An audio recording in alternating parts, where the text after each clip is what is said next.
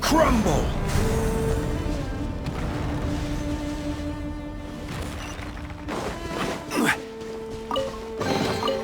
Unsolicited, and all the more valuable for it.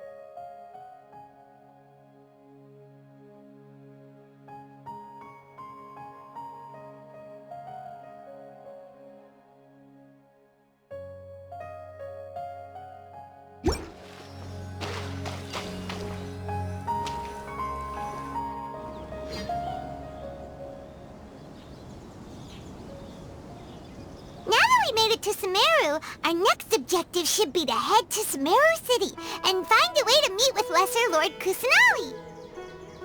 And speaking of Lesser Lord Kusanali, even though we haven't heard too much about her, she doesn't seem to be the same deity who abducted your sister. But even so, people call Sumeru the Nation of Wisdom, you know. If we can get a chance to meet the God of Wisdom, maybe she can give us some useful information. But, Paimon doesn't know the way to Sumeru City. Maybe we can climb up to that spot with the statue of the Seven on it. That'll give us a way better view of things. Even if we can't see exactly where the city is, at least we'll be able to check for some smaller settlements nearby.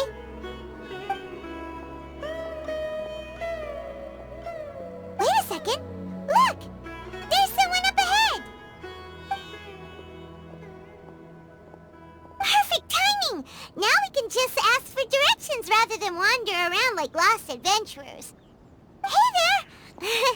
We're not from around here and seem to have gotten a little lost. We'd like to ask for some directions. Huh? Did they not hear Paimon? Hey! You over there! Could you give us some directions? Huh?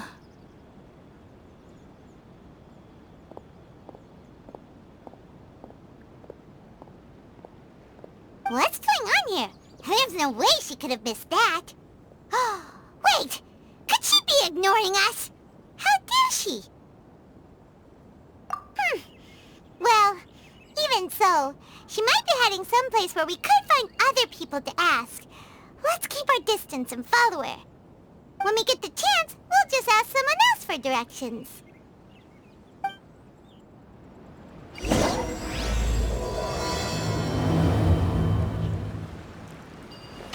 Come on, let's follow her. Just keep quiet and make sure she doesn't notice us.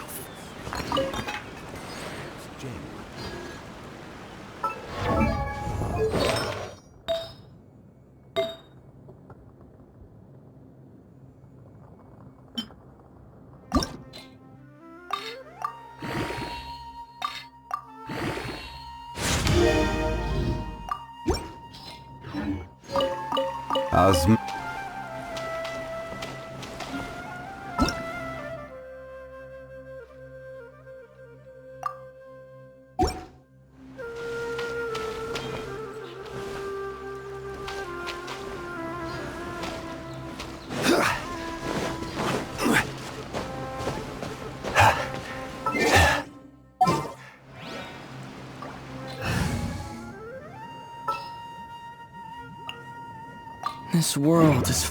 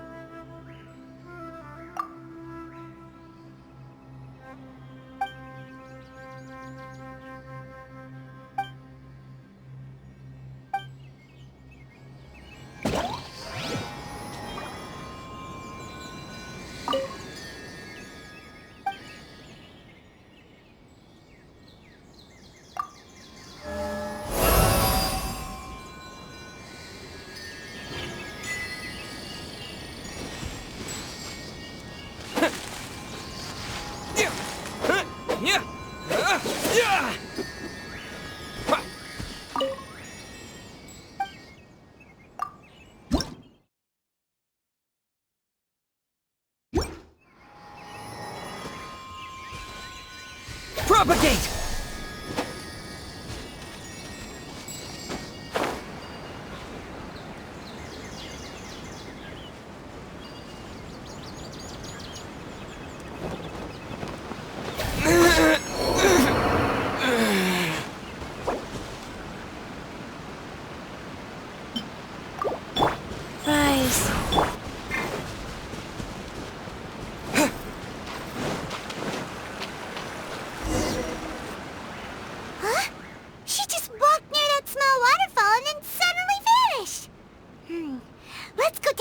Look.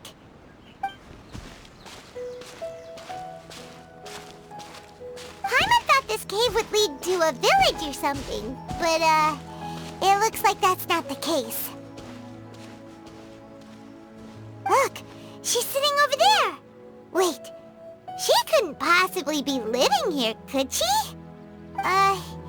What should we do now? Do we try asking her for directions again? It looks like she's meditating or something. If we bother her now, she probably wouldn't let us off very lightly. Oh! What a lovely smell! It's coming from that sensor over there. This is definitely not your typical place to call home, but at least it smells nice. Maybe living here wouldn't be too bad after all.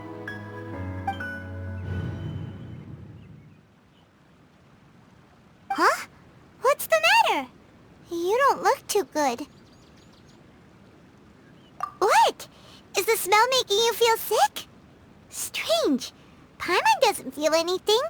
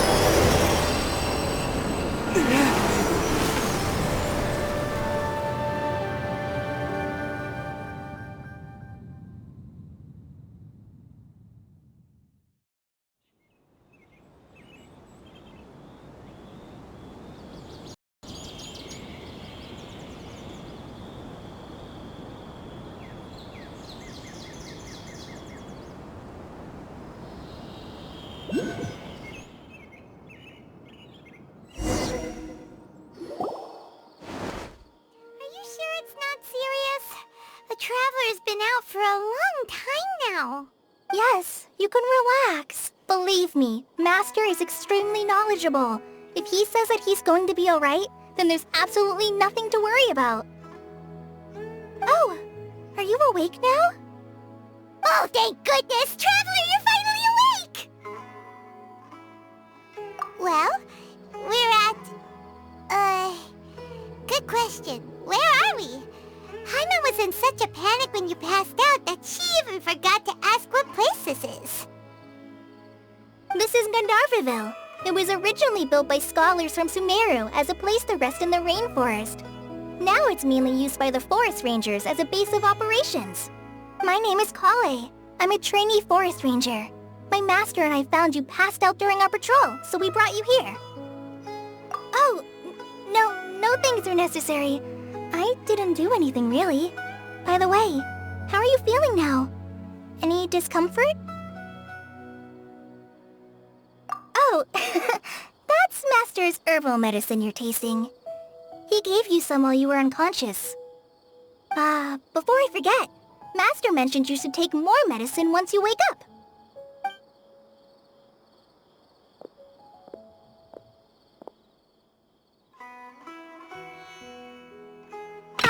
Whoops! Kale, what's the matter? Were you trying to retrieve the medicine? As I've already told you, you must be careful with these. All right, I'll get it for you once I'm finished here. Sorry, Master. Now, the guide to Avidya Forest's edible fungi is clearly posted on our bulletin board. But if Farbode forgets which mushrooms to avoid one more time, I'll have no choice but to leave the guide somewhere a little more visible. Like right smack on his forehead so others can remind him to be careful. Right? This is the second time he's come down with food poisoning this month. I'll be sure to give him a good talking to. Yes, please do. If, on the off chance, Farbode simply enjoys having little imaginary fairies dance before his eyes, then we'll just let him be. But the next time he requires any of our medicine, be sure to charge him accordingly.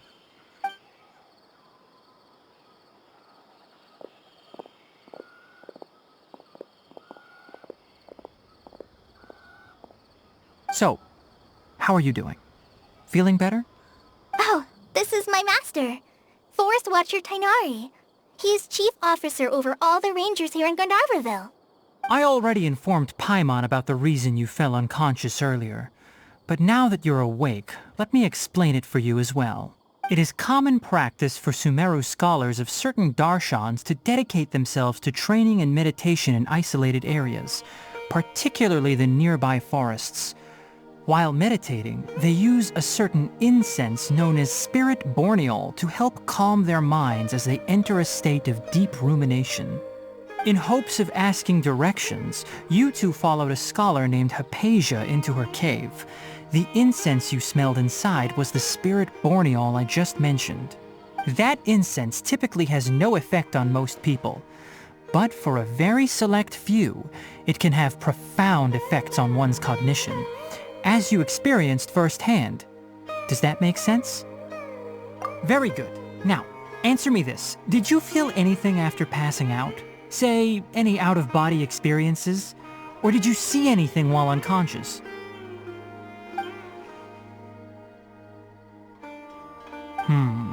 Kale, let the others know to stop bringing their patrol logs here for now. Huh? Why? Because these two will be staying here for the next few days. They can have my room and I'll bunk with Amir. Now get a move on and be sure to do as I've said. Yes, Master Tainari.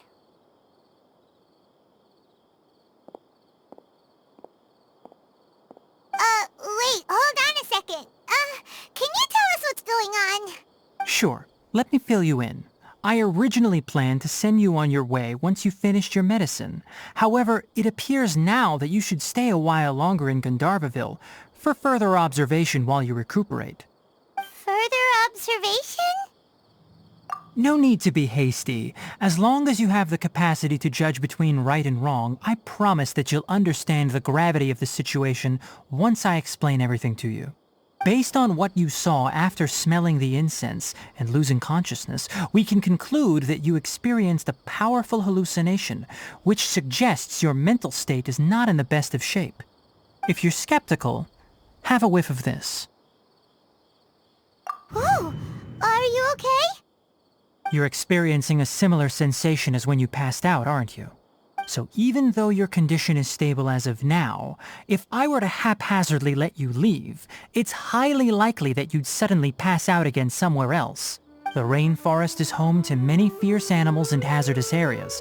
If something were to happen to you again, I'm afraid you might not be so lucky. For now, I suggest you continue taking your medicine each day and avoid wandering off on your own. At least until you stop having adverse reactions to this kind of smell, okay? Good. Now continue resting while I fire up another bowl of medicine for you. Seriously? We just arrived in Sumeru and we're already having problems left and right! Paimon knows we're set on meeting Lesser Lord Kusanali as soon as possible, but you really don't look too good. It'd probably be best to let you recover first. Hey! Are you even listening to Paimon? Paimon's over here worrying about you, you know! What's weird? You mean how you're feeling now? You mean the vision of tree roots and red skies you saw? But if those weren't hallucinations, what could they be?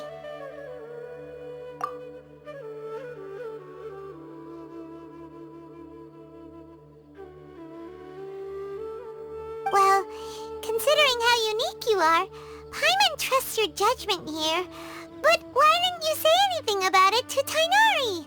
If he misjudged your condition, then there's a chance you could get worse, right? Huh? You mean that Tainari already knows that what you saw weren't hallucinations? But if that's the case, why would he try to hide that from us? Oh, Paimon gets it now. That explains why you were so quiet earlier. Well, that settles it then. We'll stay here to rest up and figure out what's going on with your hallucinations. But it seems like asking Tainari might not be an option anymore. What do you think we should do? Good idea. Kale's pretty friendly. We can ask her tomorrow about what she knows regarding the Dendro Archon and customs in Sumeru.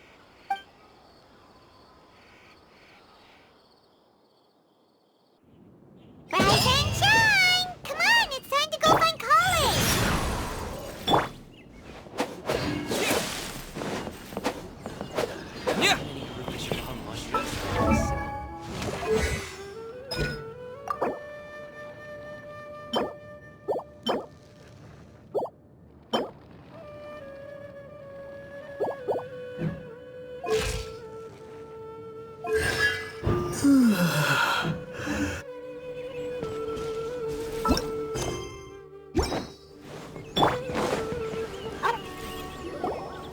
Alright, next let's see your right hand. Yes, not bad. But please remember that you still need to be careful. Understand? Yes, I will. By the way, Master, I still haven't received the patrol route for today. Look, Kale, today's patrol will be a long one, so you won't be coming along this time. Besides, there's a chance we may encounter... well, you understand. But I have a vision too! Am I useless to everyone now? Don't talk like that, Kale. This is not something you need to be worrying about right now. Ah, there you are. Feeling any better?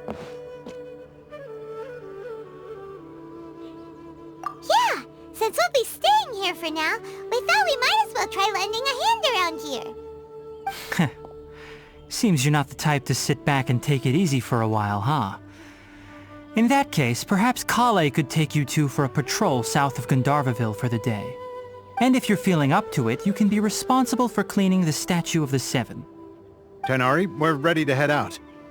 Roger, I'll be right there. All right, we'll be heading into the forest now. I'll leave any further details to Kale. Yes, you can count on me. So, Kale, what exactly are we going to be doing today? Tighnari mentioned cleaning the statue just now, but, that doesn't really sound like the job for a ranger. Well, a forest ranger's responsibilities can be pretty diverse. They handle a variety of tasks, like checking the condition of outlying roads, maintaining forest facilities, ensuring fire prevention standards are met, and providing assistance to travelers and locals. As for Master, well, he has to handle more dangerous areas of the rainforest. Today we can perform routine checks on the pathway lamps as we make our way to the Statue of the Seven. Paimon, traveler, this way! You can leave the task of checking the lamps to me. In the meantime, you two can keep an eye out for anything unusual.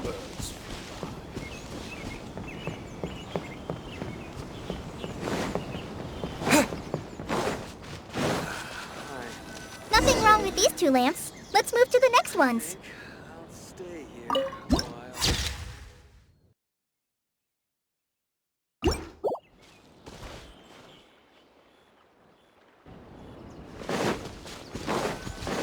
Oh, this lamp seems to be getting a little wobbly. Let me make a note of it.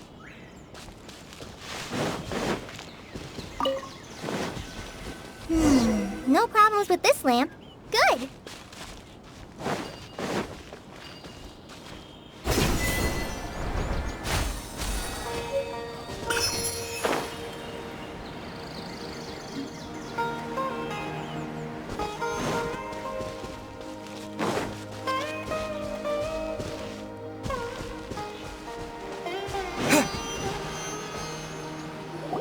The Statue of the Seven is up on top of that large rock formation.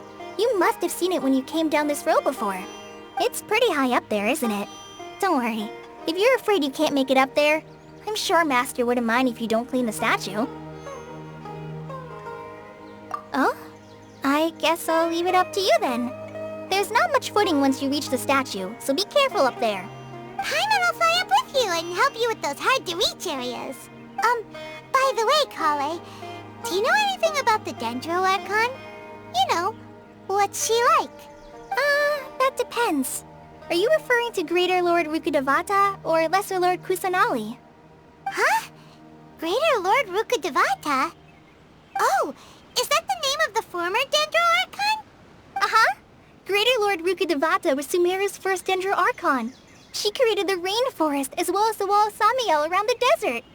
Her works provided a means of peaceful living for everyone. To the people of Sumeru, she's not only a symbol of wisdom, but also of power and kindness. Unfortunately, she disappeared in a great calamity that occurred a few hundred years ago.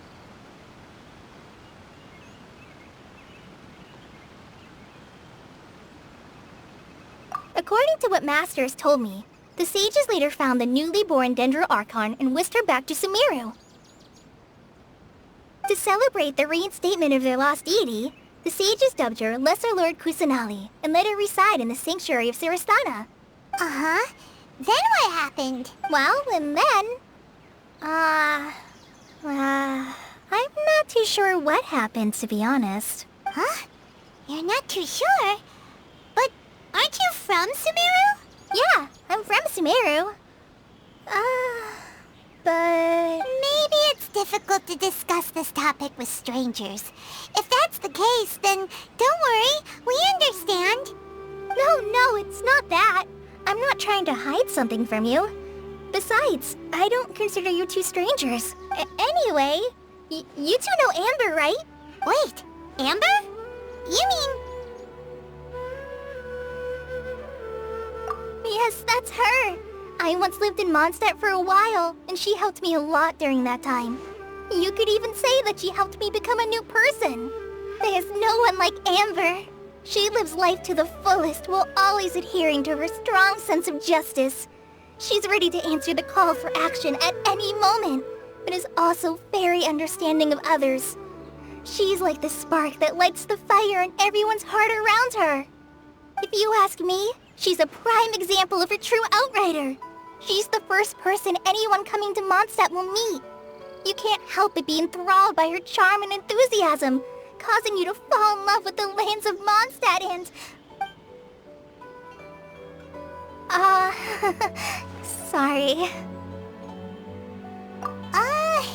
Paimon thought the work of Outriders was a little different from what you just described, but one thing's for sure, you really like Amber. Sorry. I was rambling on just now. It must have sounded kinda weird. It's alright, Kale. Knowing that you're a friend of Amber somehow makes Paimon suddenly feel a lot closer to you. So, how do you know that we've met Amber? Well, after I returned to Sumeru, Amber and I have stayed in touch by writing each other letters. In one letter, she mentioned that Mondstadt was attacked by a fearsome dragon, but the city was saved by a mysterious blonde traveler and their floating companion. I knew you two were the ones she mentioned in the letter the moment I saw you. But, considering everything you've been through that day, I thought it'd be inappropriate to bring it up. Ah, so that's how you knew. Yep, so please know that you two have my complete trust. Really. I wish I could tell you more about the Dendro Archon, but I have been away from Sumeru for some time, and I haven't read any books. Sorry. That's alright. You've already helped us a lot. We had never even heard of Greater Lord Rukkhadevata or the Sanctuary of Surasthana until you mentioned them. Oh, I'm happy that was helpful. There is one thing I want to ask, though. Why do you two want to know about the Dendro Archon?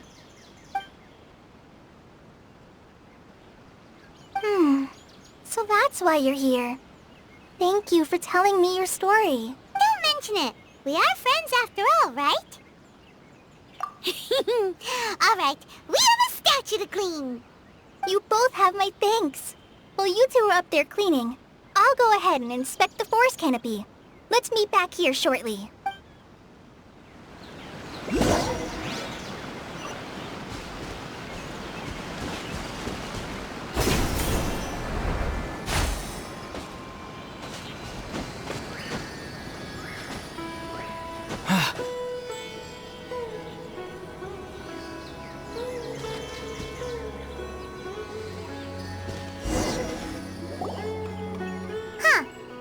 Paimon looks at it, the deity that's carved on the statue is kinda small. Do you think she's supposed to be Greater Lord Rukkhadevata or Lesser Lord Kusanali? The name does seem to fit the statue somehow. Well, anyway, we'll have to figure that out later. Let's get started on cleaning the statue. Paimon will fly up and take care of the top, and you clean everything below.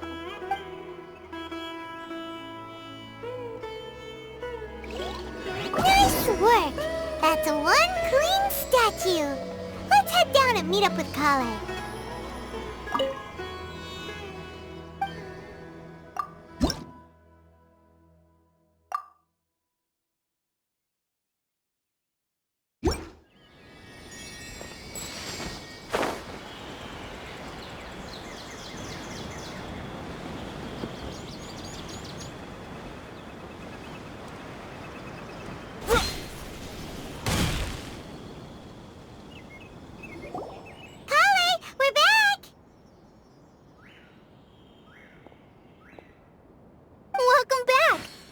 Be tired after all that climbing. Let's take a little break. I brought some fruit and water for us. Yay! Food! What kind of goodies did you bring? Hey! Don't be a party pooper. It's not like Kale is a stranger or anything. Besides, the best way to compliment a chef is to show passion for their food. Xiangling taught Paimon that. I prepared a nice portable dish that forest rangers like to eat called pita pockets. I hope you'll like them. Whoops! Ah, no! You dropped it on the ground! Not to worry. I wrapped a few layers of oiled paper around each pita. They should be fine. Oh, whew. Paimon nearly had a heart attack there. Those pitas are amazing! You're quite the cook, Kale. Thank goodness you wrapped them in paper. Paimon wouldn't have been able to sleep at night knowing something so tasty had been wasted. You really know how to compliment the chef, Paimon. Since you liked it so much, I'll be sure to give you a copy of the recipe sometime. I'll even include all my personal cooking pointers, so you'll be making your own pita pockets in no time. Yay! Thanks, Kale! It's hard to believe someone as diligent as you could have clumsy moments too. Oh, I guess it happens from time to time. So, Kale, don't you think that Tainari's a little too strict with you? He won't let you touch anything without his permission. Paimon knocks stuff over all the time flying around the Traveler, but he's never said anything. Everyone has their clumsy moments. No, you've got the wrong idea about Master. Sure, he may seem a bit harsh at first, but with some time, you'll see that he's actually very kind-hearted. I've heard the veteran rangers say that Master is from some ancient and mysterious race that is known for their cunning wit and reclusive nature. Oh, by the way, you've heard of the Academia, right? Well, there's a group called,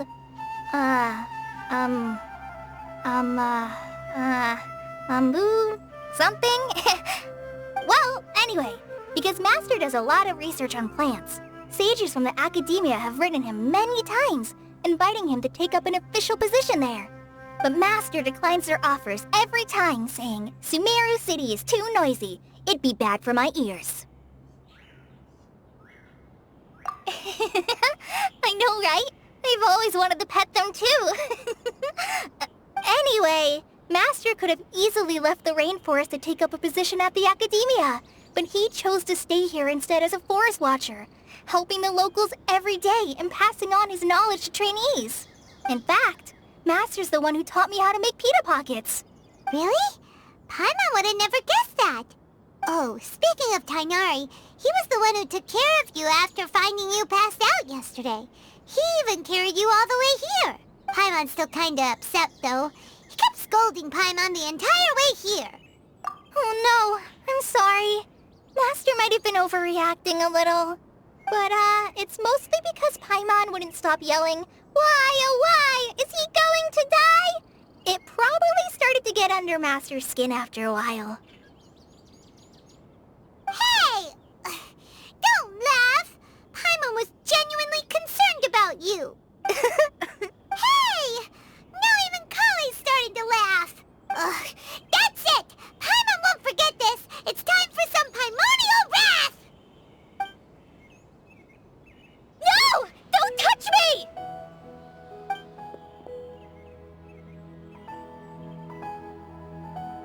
Oh, sorry, Kale. Paimon didn't mean to scare you. No, I just... I didn't mean that. Kale, are you okay? What's the matter? No, I'm... I'm fine. I'm sorry. I must have startled you both reacting like that. Oh, well, it's getting late now. Let's hurry back to Gandharville. I think Master and the others should be back by now, too.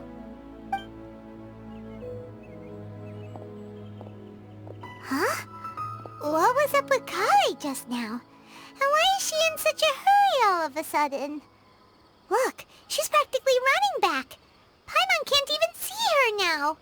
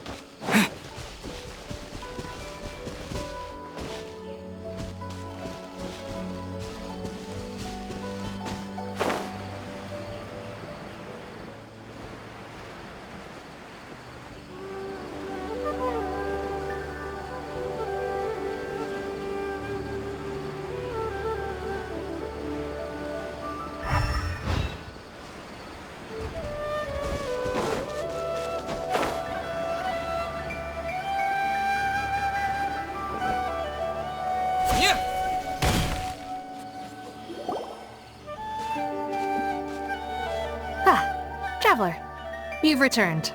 Yep, we're back. Have you seen Kale by any chance? Oh, Kale? Yes. I saw her go into her room just a moment ago. Oh, okay. Guess we'll just have to wait and talk to her tomorrow then. Pleasant than that of the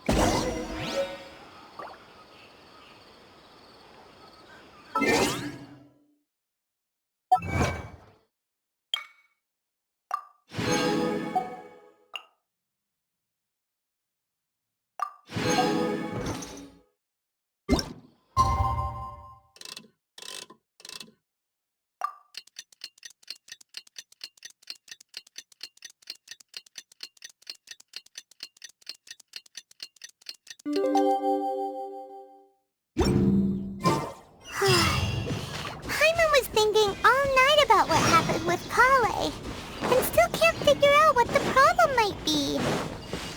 Maybe she's in a better mood now. Let's go check on her.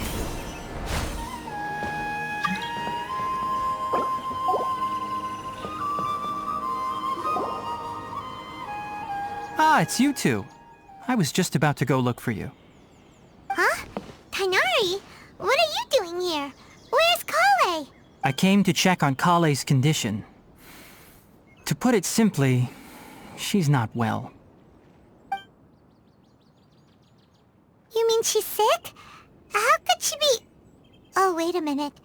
Could it be because of what Paimon did yesterday? No need to worry.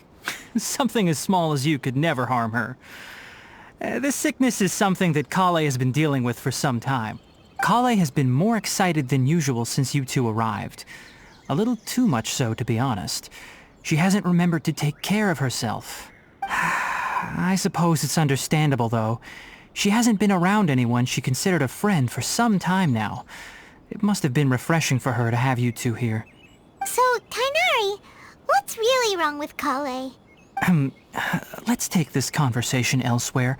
Kale just fell asleep after taking her medicine. She needs some peace and quiet.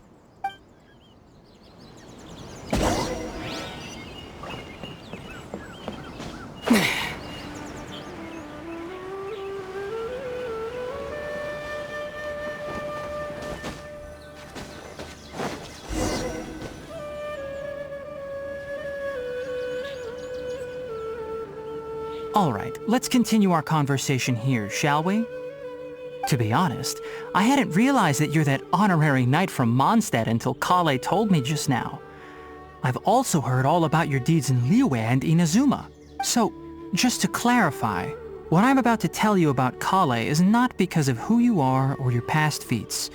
Instead, I am going to tell you because, well, because Kale asked me to. And honestly speaking, I was against Kale revealing her past to you.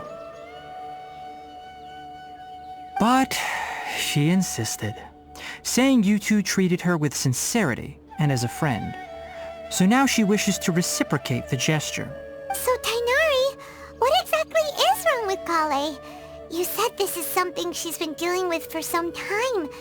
Just how serious is it? Right. Ever since she was a child, she's been afflicted with a disease called Elazar. Elazar?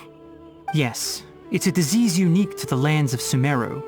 It is characterized by dark and hardened scales that form on the body. At first, the afflicted may only feel mild numbness on the affected area of the skin. However, as the disease progresses, one may begin feeling fatigued and even experience peripheral paresthesia. In its final stages, the disease strips a person of the ability to control their own body, and they effectively become completely immobile. That sounds terrifying. Wait, hold on. So when Kale seemed to be acting a little clumsy earlier, it was because... Correct. That would be the effects of Elazar, which is precisely why I do not want her carrying or holding anything, lest she ends up hurting herself. With appropriate treatment, the disease can be effectively controlled before it progresses to a more serious stage. However, there is unfortunately still no true cure for Elazar. Nevertheless, Kale's mother still hoped that there was something out there. She handed Kale over to an organization known as the Fatui after one of their members lied and said they had a cure.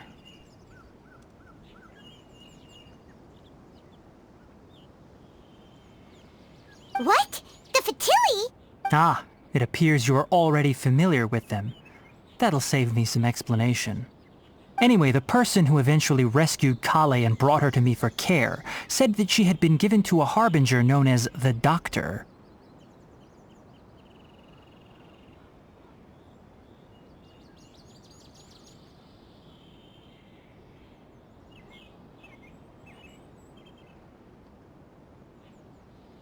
I have no idea how this doctor managed to do it, but her case of Elazar was completely stable for all the years that Kale was with them.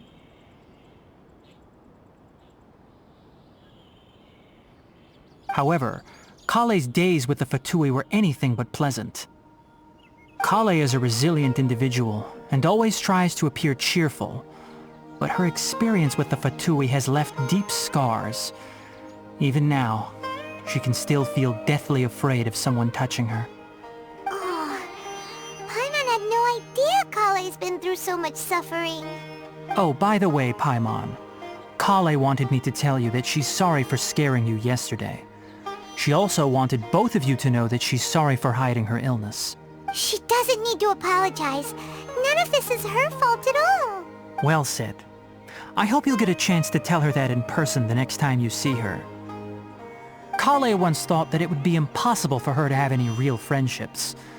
I trust that you two will never let my trainee experience such emotional pain again. Don't worry, Tainari. We'll take good care of her. Well, it's not too serious at this point. She overexerted herself the last couple of days, which is what led to her breakdown this time.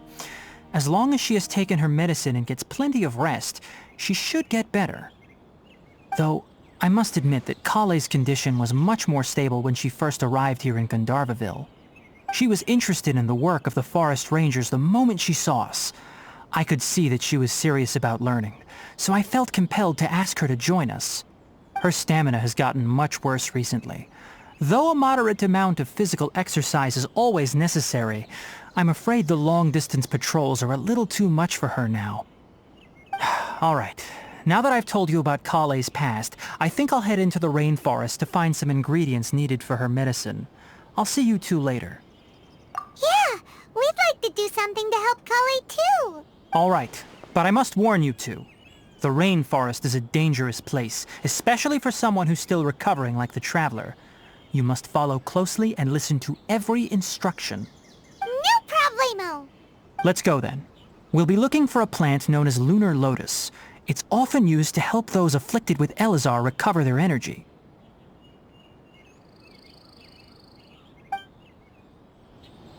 Hey, Tainari? Where exactly are we going to find this plant? Lunar Lotus can be found all over the rainforest, but it often grows right here around Gandharvaville. Given the name, it sounds like we should be looking for it in the water. You are correct. Lunar Lotus grows in the water. When fully matured, they look like giant blue flowers floating on the water's surface. Quite an attractive species, if you ask me. The large petals are actually the plant's leaves and sepals, which surround a very small flower. You should note that many of the plants found in Sumeru have names that are contrary to their species. Take the Kalpalata, for example. The plant is not a lotus at all, but rather a vine. And then there's the Sumeru rose, which is not a rose, completely contrary to its name. Oh, huh. Okay then. Note to Paimon. Never bring up the topic of flowers with Tainari.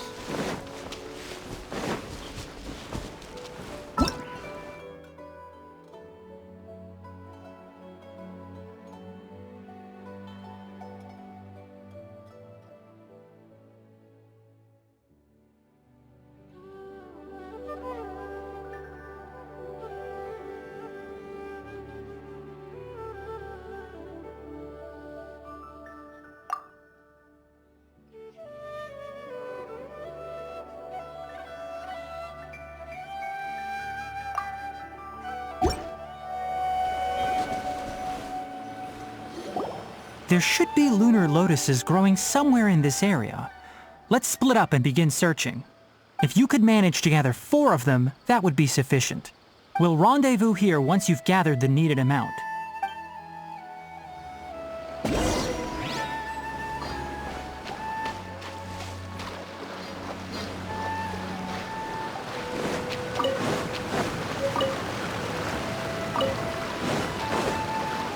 Alright, we've gathered enough lunar lotuses. Let's head back to meet Tainari.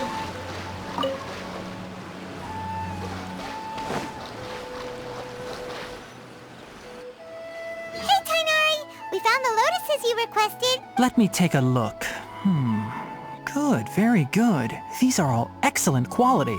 I'm quite glad you two came along. Your exploration experience helped save me a lot of time here. It seems we even have enough time to stock up on some other things I need. Hey, Tainari! Oh, Tainari, someone's calling your name. They're dressed like a forest ranger. Ah yes, that's Amir and the others. But didn't they just set off not too long ago? What are they doing back so early? Let's go find out what's going on.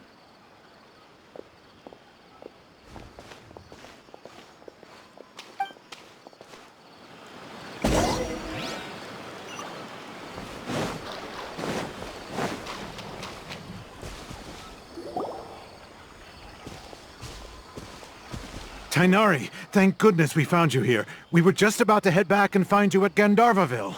What's going on? We just discovered a withering zone. The Withering is back? But the patrol route you were on should have been already cleared just a week ago. It reappeared so quickly. Can you tell me the exact location?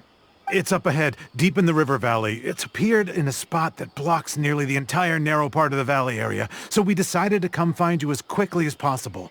And the radius of the contamination? Sorry, I couldn't get a clear enough view to tell. No one in our patrol team had a vision, and it appeared to still be spreading. So we didn't risk getting any closer. Okay, I understand. You made the right decision. I'll go deal with it right away. In the meantime, please guide these two back to Gandharvaville. Wait, Tainari, why don't you let us help you? You two have only just arrived in Sumeru. You're still unfamiliar with many things in these lands. There's a unique type of anomaly that occurs in the Sumeru rainforest. It's called the Withering. The affected areas not only cause nearby vegetation to wither, but it's also lethal to wildlife and even people. If you don't carry a vision, then you should think twice before approaching such places. Yes, Amir is absolutely right. I wasn't kidding when I said the rainforest is a dangerous place. As Amir said, only someone with a vision, that is, the power to manipulate elements, will be able to resist the Withering's corrosive effects for a time. That's right. If any of the forest rangers without a vision come across a withering zone, we first make a record of the location and then have a ranger with the proper abilities deal with it, like Tainari here. Only someone with a vision can venture within a withering zone and find a way to deal with it. But you don't seem to carry a vision. Don't worry, he may not have a vision, but he's a real pro at using the power of the elements. It seems the rumors about you are true. In that case, all right, you two may accompany me. We typically only teach visitors how to identify the Withering as they're about to leave Gandharvaville. We'll make an exception today, and show you what it looks like up close.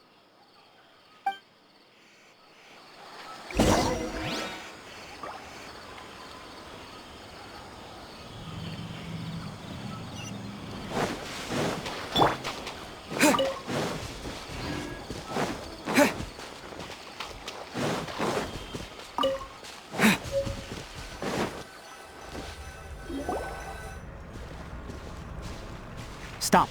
Don't move any further. Look there in the distance. Huh? Where? Oh, look! Those plants have withered! That whole area is kinda gloomy. Even the air looks like it's filled with ash. Oh, Paimon doesn't like the look of this. That is the Withering. All right, Traveler. We're going to have to enter that Withering zone. Once inside, we'll need to look for what we call tumors of the Withering. If we eliminate those, then the area will be saved. Thank you, but I must warn you. Don't push yourself. This is your first time handling this sort of thing, after all. Even with elemental powers, once you step inside the withering zone, you may experience extreme discomfort. If at any point it becomes too much, return outside the zone and take a breather. It could become a matter of life and death. You ready then? Let's go.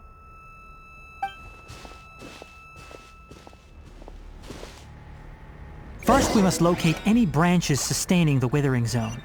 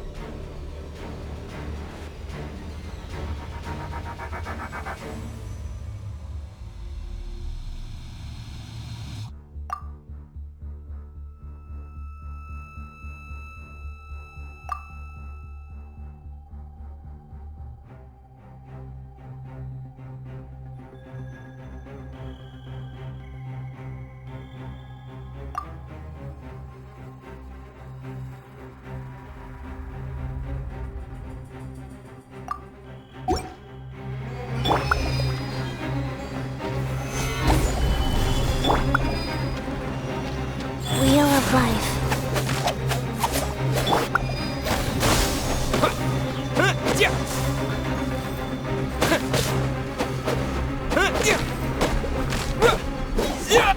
This is order. Solidify!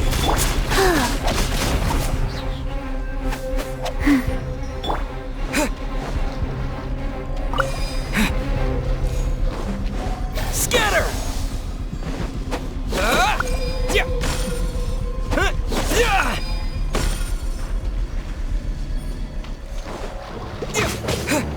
Propagate!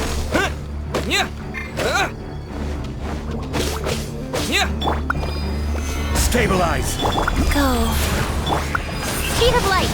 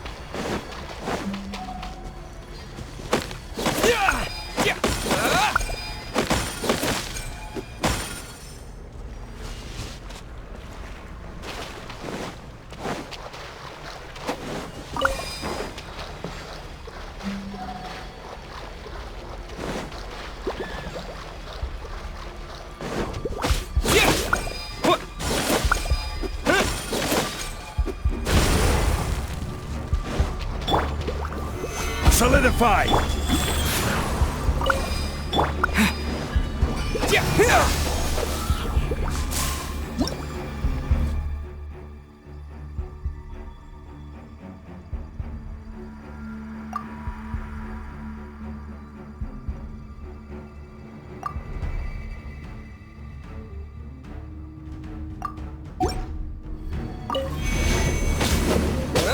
Cut to the chase. Hey!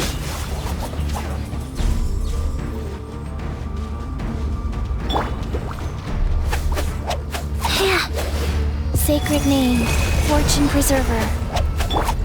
Incoming! Huh?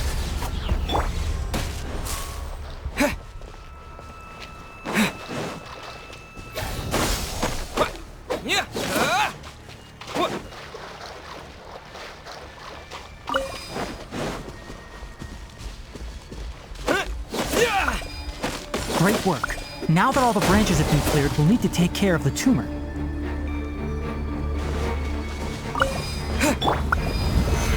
Stabilize!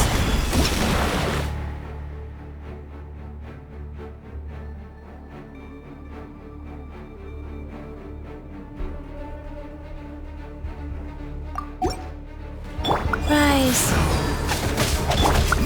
Speed of light! Ha! Don't blink! Now, destroy the tumors of the withering!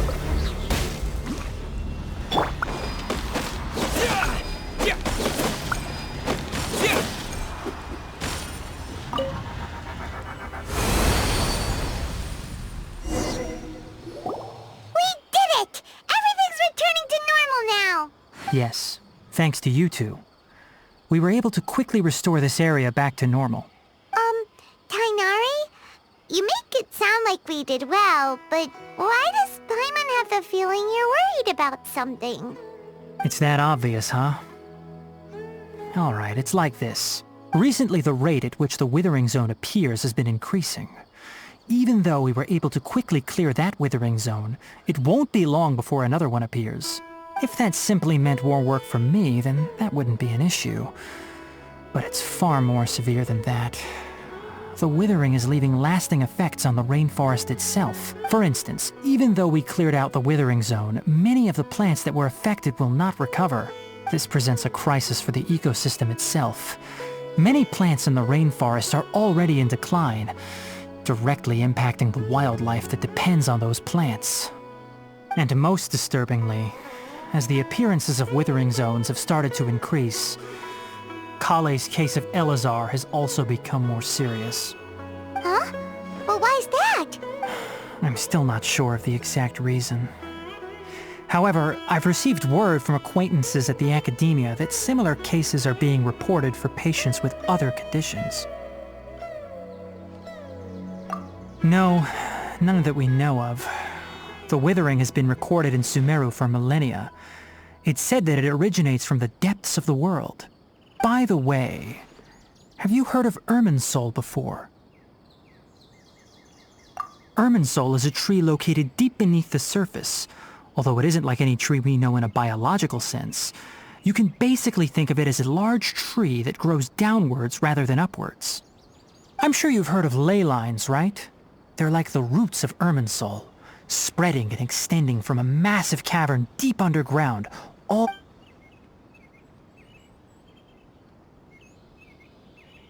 Ley lines continually absorb the memories of this world, which are then funneled into Irminsul, allowing it to collect knowledge and wisdom from ancient times to present day.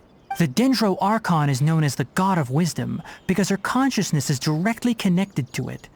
It is also said that the Dendro Archon's power is a manifestation of Irminsul. And as for the Withering, its emergence is related to a disease that's affecting it. That's right. My ancestors learned of this from Greater Lord Rukkhadevata's familiars a long time ago. But even those mysterious creatures did not know of a cure for Irminsul. I'm afraid we Rangers will be battling the Withering Zones here for a long time until a cure is found. Alright, that's enough on this topic for the time being. Now that we've taken care of things here, it's time for us to head back to Gandharvaville.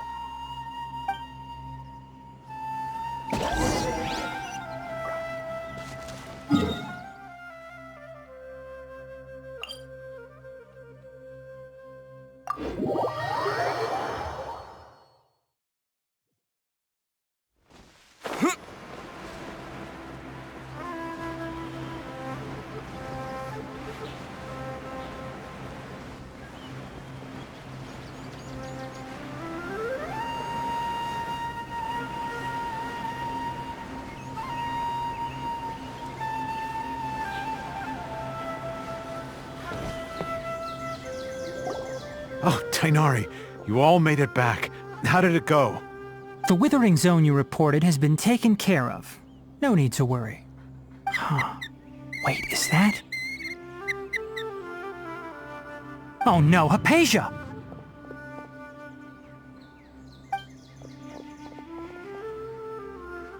Huh? What's wrong, Tainari? This Duskbird is Hypatia's designated courier for urgent news. You do remember her, don't you? She's the scholar you and Paimon were following when you first arrived in Sumeru. Oh, Oh, her? How could we forget? So did something happen? Let me see what's written in the letter first. So what's it say? And what's with that weird expression on your face? Just let Paimon read it. Huh? All Paimon sees are 3 squiggly lines. Yes, allow me to explain. After we brought you from Hypatia's cave to Gandharvaville, Hypatia resumed her meditation. She must have just finished. It's been nearly 3 days since she's had anything to eat, and it appears she's forgotten to prepare some rations. This letter is her asking us for help. We need to go. What?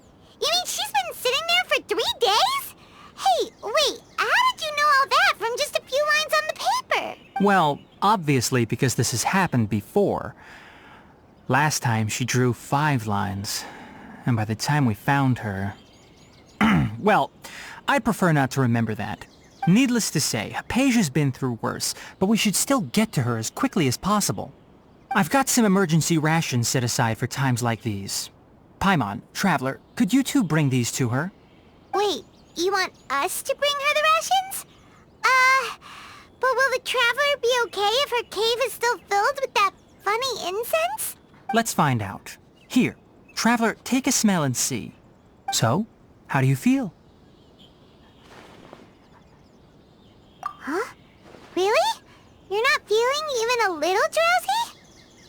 But wait, how'd you know that he'd be okay this time, Tighnari? Back when we were clearing the Withering Zone, I observed that he could adeptly manipulate the Dendro element. I knew then that he would be fine. And if I may ask, when I was telling you two about Irminsol's ley lines, was what I described similar at all to what you saw while you were unconscious? That's correct. Those weren't hallucinations at all. Though I don't intend to apologize for deceiving you. Because what you saw is of significant importance. Not just for the nation of Sumeru, but the entire world of Tevat. My forefathers were shown much favor by Greater Lord Rukkhadevata. We took an oath to protect this nation together with her. Now that that duty has fallen to me, it was part of my responsibilities to ascertain whether you could be entrusted with the fate of Sumeru. Now, after seeing you in action with my own eyes, you have earned my confidence, and I no longer feel the need to hide any secrets from you. When you passed out, your consciousness had connected directly with Irminsol. What you witnessed were actually real memories contained within Irminsol itself. I could try to tell you more, but it would be better if you went to ask Hypatia instead. Her focus on meditation and use of Spirit Borneol are aimed at establishing a connection with Irminsol, just as you did. That sounds nice and all, but will she really help us? Seriously, she completely ignored us the last time we tried talking to her. That was because when you ran into her, she was in a special phase of her training. During that time, she must avoid communicating with others. Please, wait here for a moment.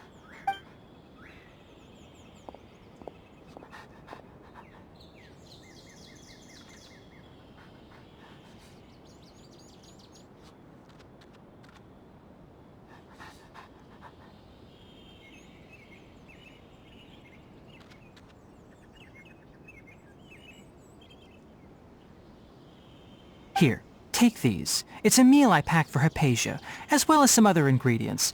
I'm sure it'll come in handy. Also, here's a letter that I would like you to give to her. Just show it to her and she'll answer any questions you may have. No. I should be the one thanking you. You've both been a great help these last few days. Hypatia should still be in the cave. Let's go inside and see how she's doing. How many rubies or mushrooms do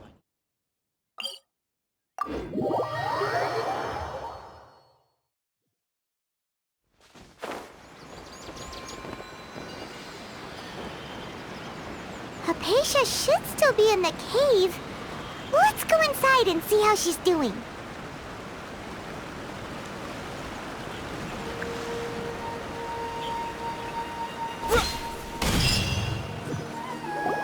Hello?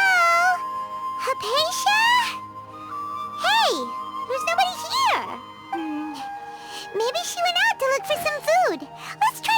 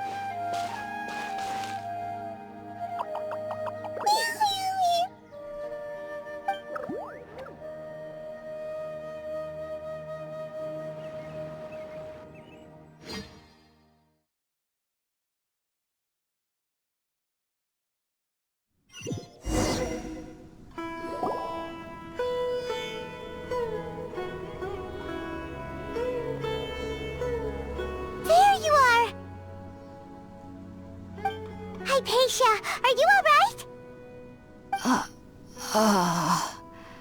So hungry.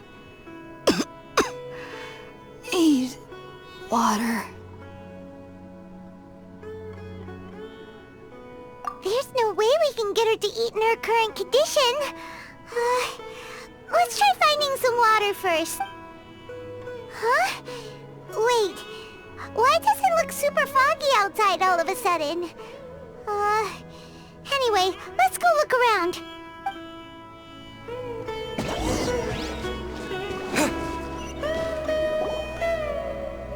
Huh? How'd things out here end up looking like this?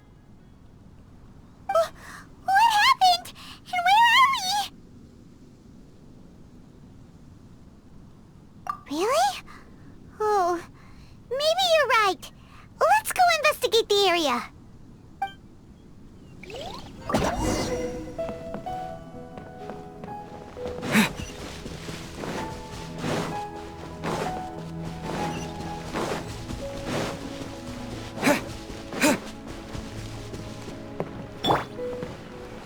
Wow, this place is huge! Paimon knew there's something off about that cave. Let's think of a way to get over there and have a closer look. Who knows? Maybe we'll find a lead of some kind.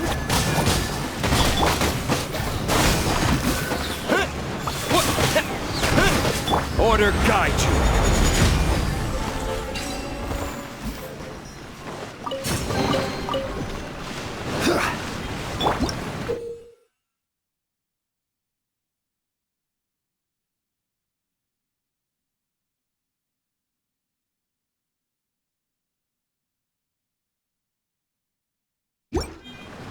Incoming.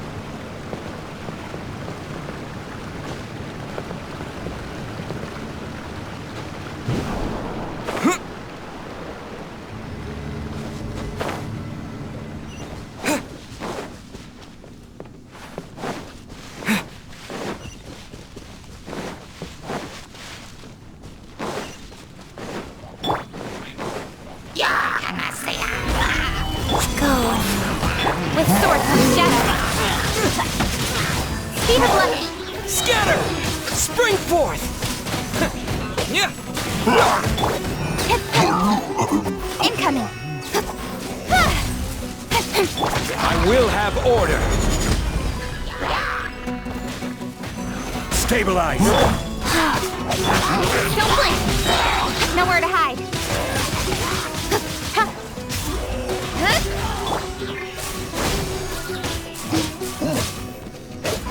Order guide you.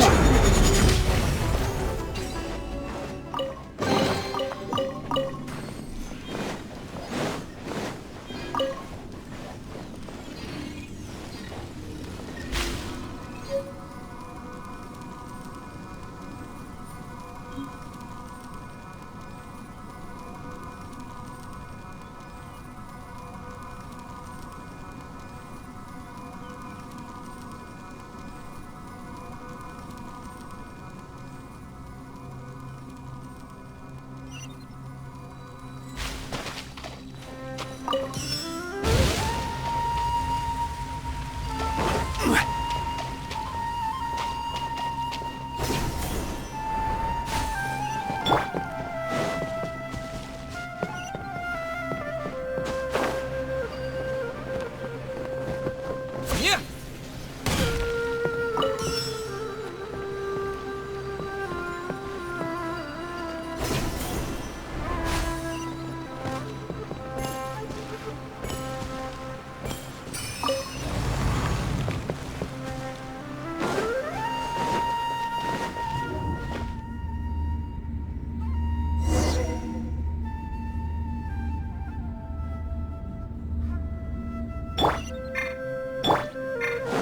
What into that is going on here? This place is getting weirder by the minute! Hey! What's the matter? You don't look so good!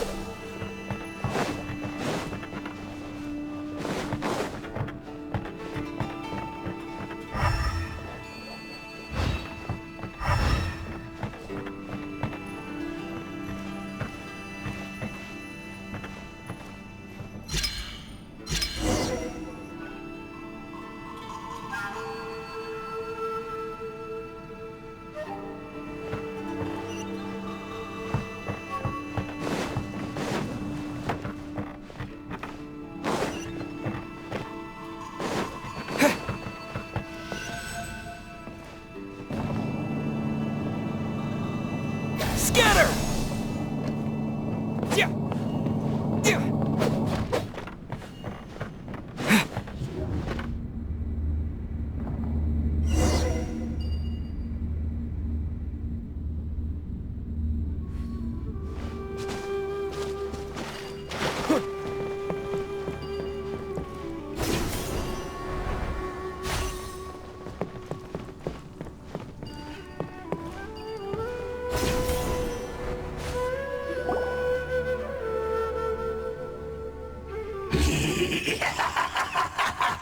Well.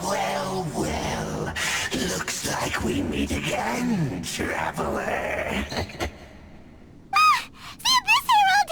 What are you planning to do in this strange place? Strange place. Plotting. You needn't worry about such things. They don't concern you. Bow before the abyss. Gather. Life goes on. Speed of light! Hey! Propagate! Germinate! With sword comes shadow. Incoming! Solidify. Don't blink! Hey! Scatter!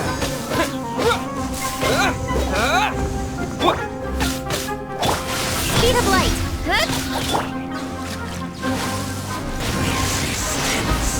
Is futile. Opening boss of the Dietrix.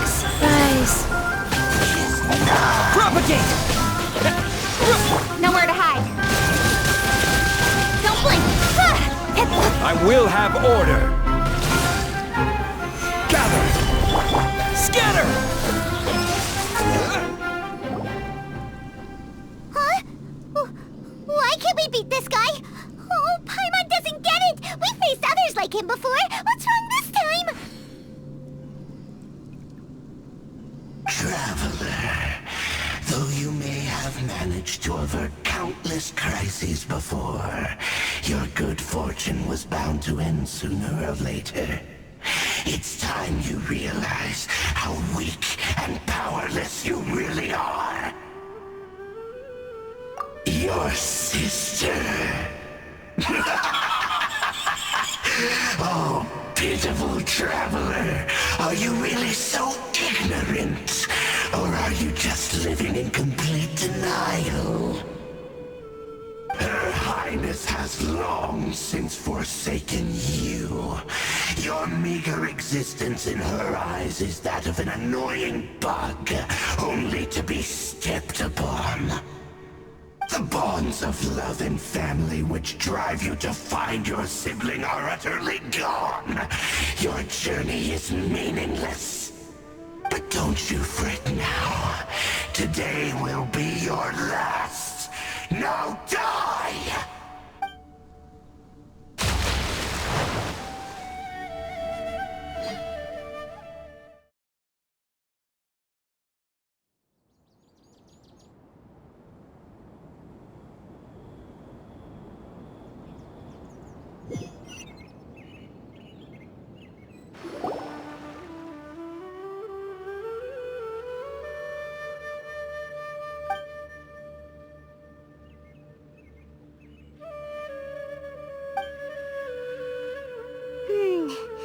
What do we do?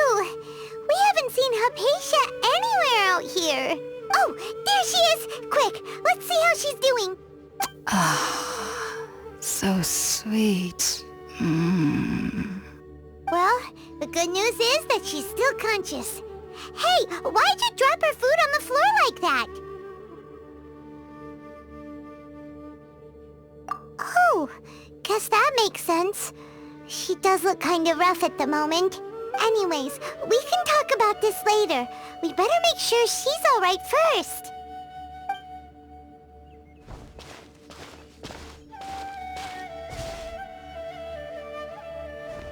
Whoa, wait a sec. Look at all this fruit lying around her. We can put that to good use.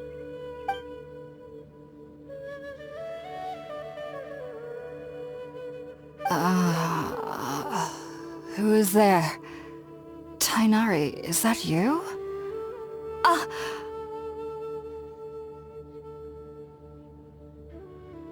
Huh? It's okay. You can relax, Hypatia. Tainari sent us here to bring you some food and water. Here, we have a letter that he asked us to give you.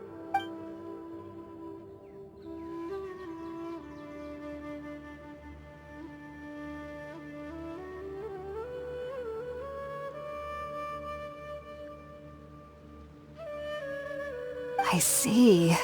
So, you're friends of Tainari. I apologize for all the trouble I've caused you. I'm grateful that you came so quickly to save me. You even brought all this fruit. Well, actually, we didn't bring the fruit. It was already here when we arrived. We were kind of wondering about that, actually. When we found you here, there was all this fruit lying around and even some juice dripping from your lips. How did you end up like this anyway? Oh, really? I seem to understand now. All the fruit was likely from my, neighbor. Must have come by and saw me like this. Your neighbor? You mean there's someone else living nearby?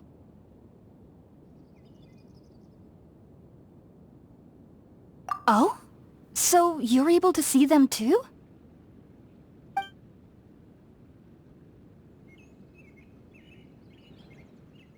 Wait, hold on a second, Traveler. You say that before we arrived, you saw some mysterious creature and suddenly had a strange dream? Isn't that a little too crazy to believe? No, I actually do believe what the Traveler is saying. I myself had a similar experience once before and ended up scaring my timid little neighbor here. You needn't worry. They mean you no harm. They only dragged you into the dream because they hoped to buy themselves a little time in order to scurry away.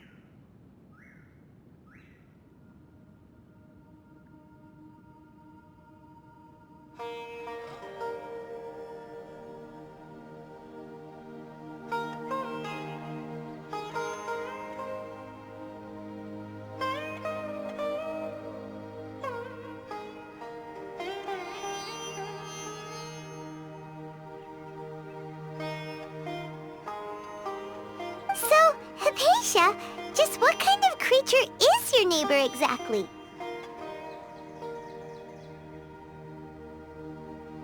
I'm not sure what it's called, to be honest.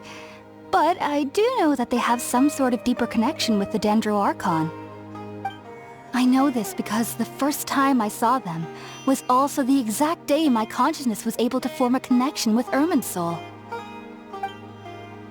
Even after I opened my eyes and stopped meditating, my heart was still pounding, and my mind was racing with all the knowledge that I had touched. And at that very moment, I suddenly noticed a small figure at the opening of the cave. In my curiosity, I began to walk over to the creature. They must have already been used to me living in the cave, because they didn't seem to mind me approaching them. They just kept doing whatever they were up to. It wasn't until I crouched down next to them that they suddenly realized that I could see them. Oh! And then? And then I had a dream. By the time I came to, they were nowhere to be seen. I was convinced they'd never show up again. But sure enough, I saw them nearby a few days later. And they weren't alone. I feel like they aren't as afraid of me as the first time I approached them. But I never would have expected them to save me. Yes, no doubt about that. By the way, Tighnari mentioned in his letter that you had questions for me regarding Irminsul.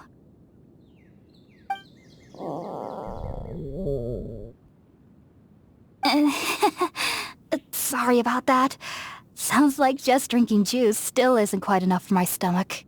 Well, if somebody hadn't dropped the food earlier... Anyway, looks like we'll need to prepare something ourselves. Besides, Paimon's getting hungry too. Let's eat first and talk about Irminsul later. Alright, we're out, traveler. Today's menu will feature sweet madame and a radish veggie soup. You'll love them, Hypatia. They're our specialties after all. Sounds good. I've never tried any dishes from other nations before. I certainly look forward to it. It's been so long since I've had a decent meal, too. To be honest, the last time had to be when Tighnari came to visit.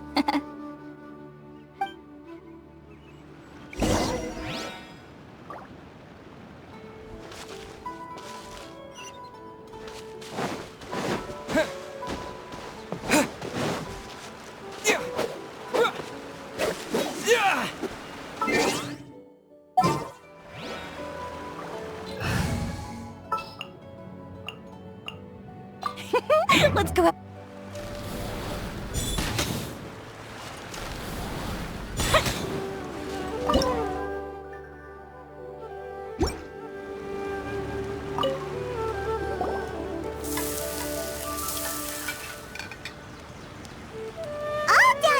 Let's use the empty box that Tighnari gave us since we already watched it. Oh, it smells amazing. And the box is a nice touch too. Let's go serve this up and start eating with Hypatia.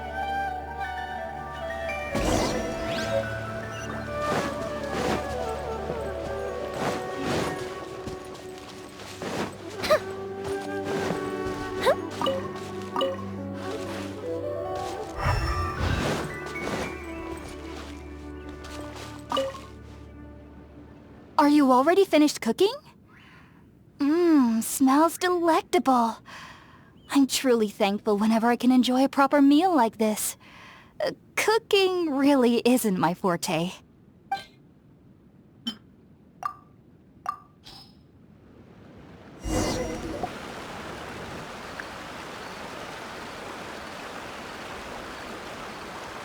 Even though everything you mentioned was in Tainari's letter, it's still hard to believe you were able to connect with Irminsul immediately after smelling Spiritborn Ale for the first time. It took me nearly 3 years before I could do so. And everyone at the Academia even lauded me as a genius. You should know that some researchers spend their entire lives without ever successfully connecting with Irminsul as you have. So why does this incense allow people to connect to Irminsul? The ingredients used to make Spiritborn Ale primarily consist of plants created by Greater Lord Rukkhadevata. These special ingredients are conducive to heightening our senses to the Dendro Archon's power. Since the root of the Dendro Archon's power lies within Irminsul, we can occasionally tap into her powers to peer into the depths of the earth. That's all right. I'm sure you'll come to a clearer understanding as you remain in Sumeru. Makes sense. But Paimon's got a question. Why was he sensitive to the smell of those plants for such a long time? That was primarily due to his body's unique constitution. Stimulated by the incense, he could perceive the Dendro Archon's power and experience the sensory overload, hence the adverse reactions. Taking in any scent similar to the ingredients of Spiritborn Ale would cause adverse effects. Not to worry though, it appears you've already fully recovered. Technically, your body should still be sensitive to the powers of the Dendro Archon, but unless you're using intentional meditation techniques, the scent of Spiritborn Ale should no longer trigger such reactions. Whew. Well, that's a relief. I must admit, I am quite envious of your abilities. Even if it meant suffering from pounding headaches for the rest of my life, I'd consider it worthwhile so long as I could connect with Irminsul at will. Whoa, you're really serious about this whole thing, aren't you? I am a researcher after all. As a member of the Ritaoist Archon at the Academia, my main area of research is the stars and their connection to the fate of living beings. But there is still so much we don't know, especially regarding the mysteries that lie in the starry skies. Which is why I must turn to the all-knowing Irminsul for answers. If only my perception wasn't so limited. Unfortunately, I cannot guarantee that my every attempt to attune with Irminsul will be successful, or that doing so will leave my consciousness intact. I am currently in the stage of training known as Satyavada life. Many researchers in Sumeru have lost their minds while seeking to attune with Irminsul during this stage. Sages have said that Irminsul contains divine knowledge, and touching such knowledge without the proper preparations and abilities will only lead to one's mind caving in on itself. That's why we meditate alone. We need to ensure that our minds will be calm while minimizing the possibility of involving anyone else. Whoa, so knowledge from Irminsul can be super dangerous. Aren't you afraid of the risks, Hypatia? Of course I do. Especially during nights that are pitch black with no moonlight, and dead silent without even the sound of insects. However, I've been feeling better as of late. I don't get as scared anymore knowing that I have a little neighbor living nearby. I believe that being able to see them is a sort of blessing from the Dendro Archon. But what's strangest of all is that they're clearly an envoy of the God of Wisdom herself. And they have the curious power to make people dream. What's so strange about that? It doesn't sound so out of place for a divine being, does it? Well, it's strange because nearly nobody in Sumeru can ever dream. Huh. Is that true? Yes, well, to an extent. Only children can dream in Sumeru. Adults, however, never do. The sages say that wisdom implies rationality, but that which occurs in dreams is often neither rational nor logical.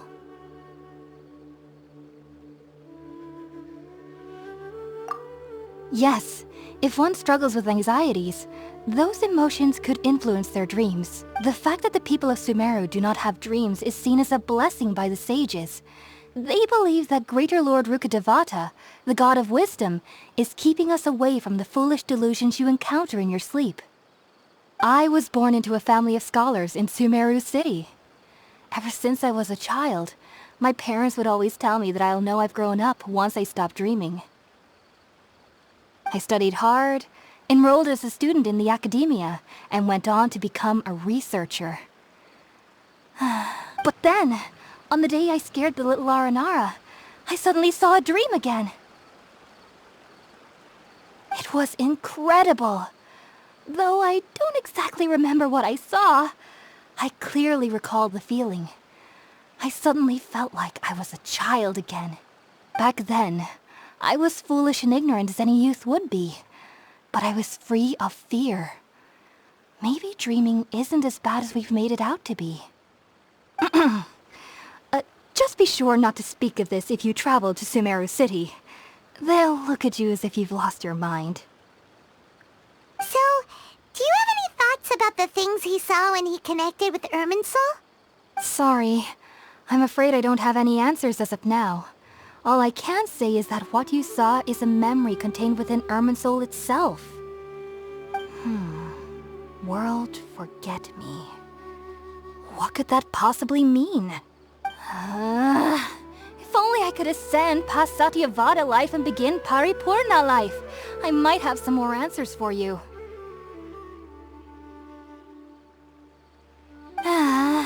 If you two are ever in the area again, please be sure to come and see me. There's no need to be thanking me. You two are my saviors. Besides, I'm already looking forward to tasting some more of your cooking.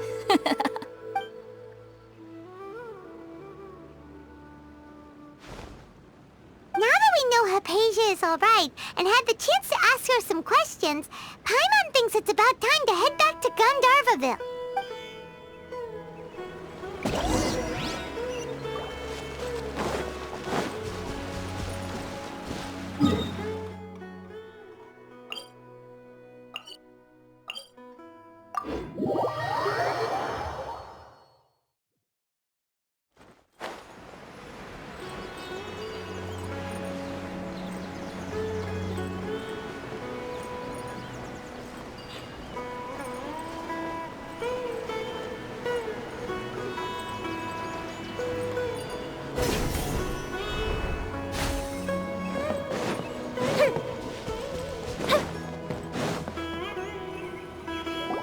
Think about it, Tainari. Refusing to join is tantamount to burying your head in the sand.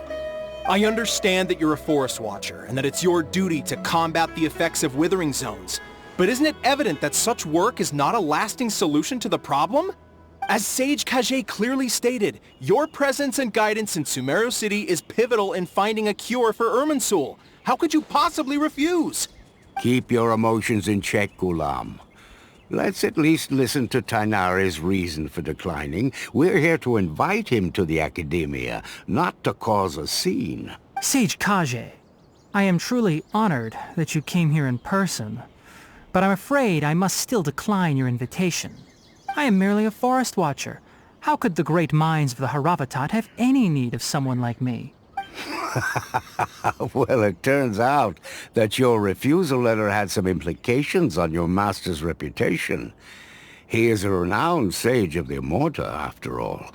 So now I've come here in his stead. I see. Huh. And I figured that given his temper, he would come here and berate me personally. Tainari, your master is an integral part of this effort, and now he requires your assistance. And what exactly does my master need of me, Sage Kage? You'll know, once you've arrived in Sumeru City, that is. And how long will I be required to stay? There's no definite answer as of now. Do you mean to tell me that despite coming all the way here to Gandharvaville, you still can't answer the questions I laid out in the letter to my master? If that's the case, then I'm afraid I cannot give you a definite answer either. Tainari, but you... So be it. Come, Gulam, we're leaving.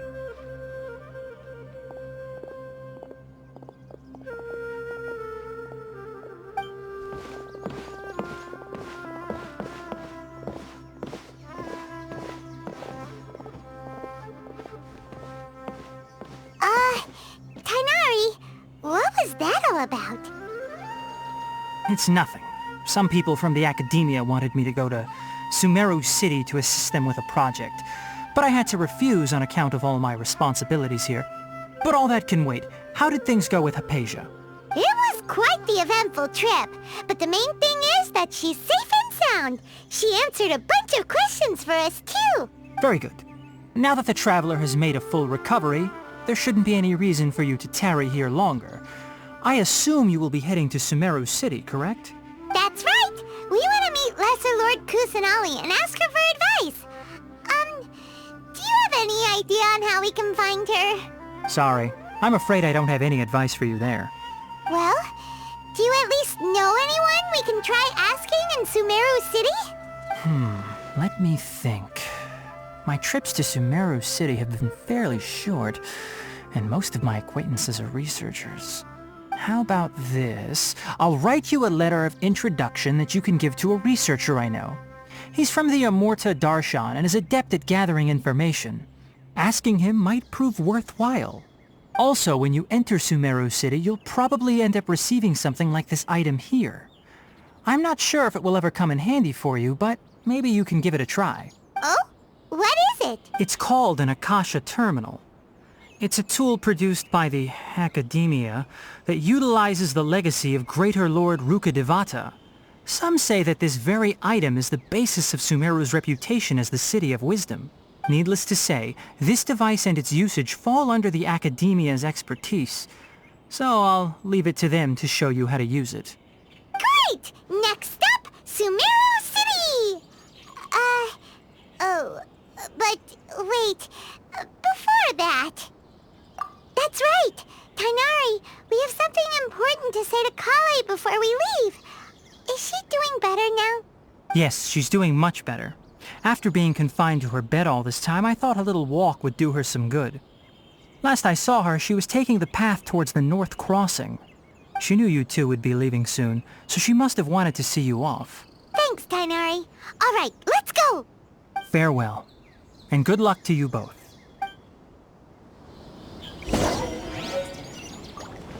Let's start with these questions.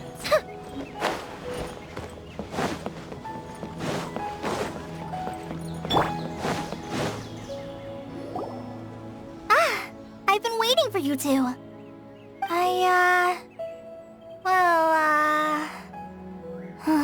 Never mind. I guess I should just wish you two a safe and successful journey. Thanks for waiting here just to see us off, Kale. We're headed to Sumeru City. Don't worry about me. I can take care of myself. My condition won't be getting in the way of my duties. I want to be a forest ranger after all. It's up to me and the others to protect the rainforest here. And, I'm sorry. I should have told you both about my condition when we first met. I just wanted you two to treat me as a normal friend, not some girl that needs your sympathy. But I guess now I understand that the most important thing is for friends to be genuine with one another. There's no need to apologize, Kale. We should be thanking you for trusting us enough to be your friends and sharing your past with us. We're probably still gonna worry about your condition, but that's because we're friends and we care about you. Thank you. That means a lot. Before you leave, I have something for you. Oh? What is it? It's my recipe for pita pockets. I told you that I'd give you a copy, remember? My handwriting is a little, messy, so please don't laugh. Yay! Thanks, Kale. Now we can eat those scrumptious little pitas whenever and wherever we like. I hope that whenever you eat them, you'll both remember your time here in Gandharvaville. Well then, I, trainee Forest Ranger Kale, bid you both farewell. Please visit Gandharvaville again. The Rangers will always be ready to assist you here.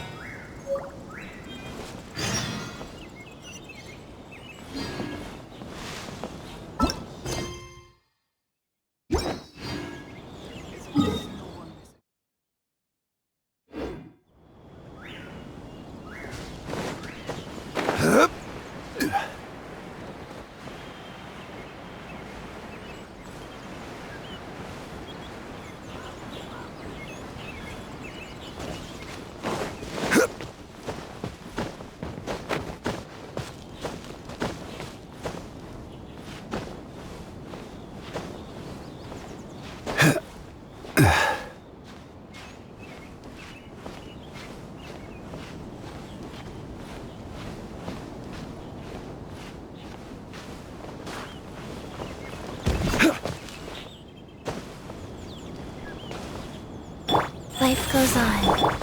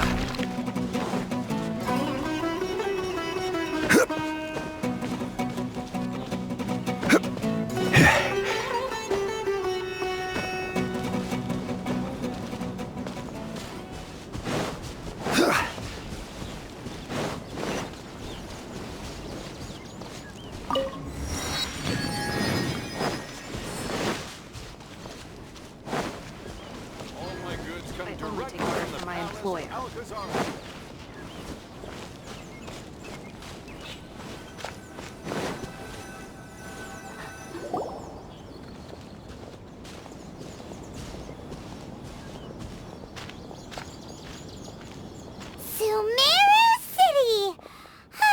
We finally made it! Oh, did you see that? When those people entered the city, something on their heads lit up. One moment, please, you two. It appears this is your first time visiting Sumeru City. Oh, yeah, that's right. But how did you know that? Because there's currently no information on either of you in the Akasha. But no need to worry, that won't prevent you from entering the city. In fact, the Academia conveniently provides each traveler to Sumeru City with a device. Perhaps you two have heard of the Akasha before. It's our beloved Greater Lord Rukkhadevata's lasting legacy, a treasure trove of collected knowledge. After centuries of tireless research on the Akasha, the Academia created one of its most ingenious inventions, the Akasha Terminal. As long as you are within Sumeru's borders, you may use an Akasha terminal to connect directly to the Akasha and access any knowledge you need. I should mention that due to technical limitations, the operation of Akasha terminals will be much smoother and more effective in large cities such as Sumeru City and Port Ormos. Oh, so this is the thing that Tainari was telling us about. It sounds pretty amazing. You two are quite fortunate. Until recently, it was standard practice to only issue Akasha terminals to outlanders who spent an extended amount of time in Sumeru. However, this policy was recently changed, and now all travelers are issued one upon arrival. Here are your Akasha terminals. Please handle them with care. It kinda looks like a leaf. To activate it, simply hold it in your hand and say the following phrase to yourself. May the mighty God bless us with their voice of wisdom. Oh, since this little doodad lets you access knowledge, maybe we can use it to find a way to meet Lesser Lord Kusanali. Let's give it a try. Ahem. May the mighty God bless us with their voice of wisdom.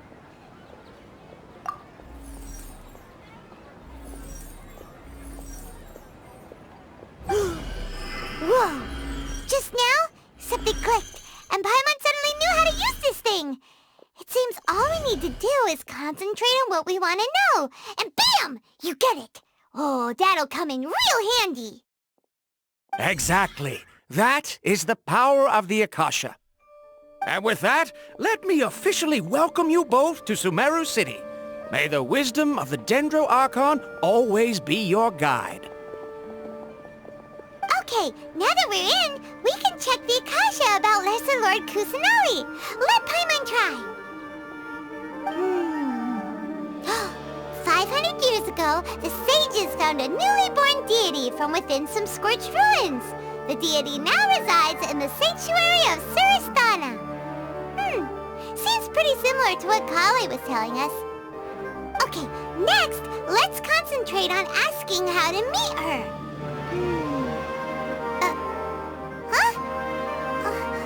Paimon doesn't sense anything. The Akasha didn't respond to Paimon's question. Oh, come on! Ugh. Focusing on this question feels like when you have something you're trying to remember and it's on the tip of your tongue, but you just can't think of it.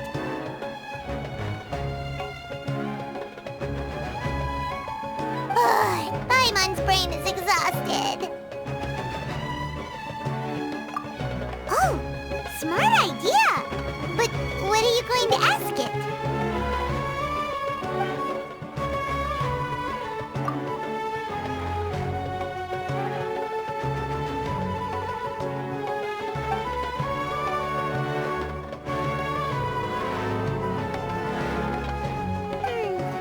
You too? Well, glad it's not just Paimon.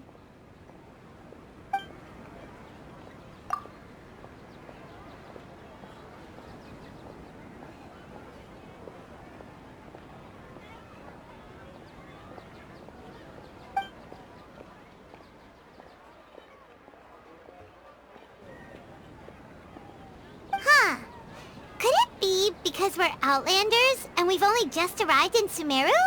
You know, maybe we're not qualified to receive an answer to this sort of question or something.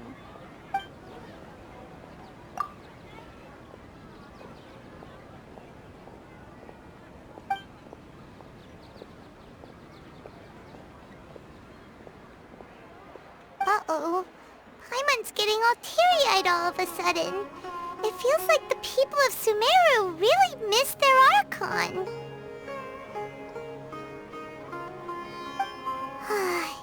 Well, seems no matter which way we try, we can't find anything that'll lead us to Lesser Lord Kusanali. Guess our only choice now is to try meeting with the researcher that Tighnari recommended. He's from Sumeru, and even has a position in the Academia. Maybe he'll be able to access more info from the Akasha. Let's see. Tighnari wrote an address on the letter's envelope. Oh, it's not far from the city's gate. Let's head over and have a look. Hopefully he's at... Hello, are you Rohawi? Yes, that's me. Can I help you? Great! You see, Tighnari sent us here and... What? Tighnari? Please, there's no need to say anything, really. Sure, I admit that the article I published last month wasn't my best work, and maybe the data didn't produce the most convincing results, but... Here! This is a letter from Tighnari! Oh, let me see... Ah! Ooh, what a relief. You two nearly scared the life out of me. So you two just have some questions for me? Seems even Tighnari acknowledges my innate ability for procuring information. So, what is it you two would like to know? We want to meet with Lesser Lord Kusanali. Do you know a way we can do that? You mean you want to meet the Dendro Archon herself? This isn't exactly my area of expertise, but let me see what I can find in the Akasha.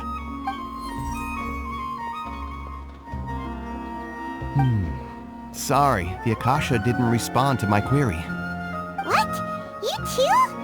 But what about your abilities for getting information and all that? Paimon was sure you'd be able to access more info than we did. Well, as I said, this isn't my area of expertise. I am but a lowly researcher, so the Akasha doesn't see a need for me to know more about the Dendro Archon. All I know is that ever since Lesser Lord Kusanali returned to Sumeru, she's never left the sanctuary of Surasthana or made a public appearance. Huh. didn't expect her to be such a mysterious figure. The Dendro Archon is somewhat of a recluse. Perhaps she just doesn't want to entertain visitors, which would explain the lack of information in the Akasha. Aw, but then what can we do? No need to worry just yet. I'm only hypothesizing here. You could certainly try asking around and see if anyone else has ideas. And besides, you two should consider the bright side of things. Not being able to see Lesser Lord Kusanali may not be a bad thing.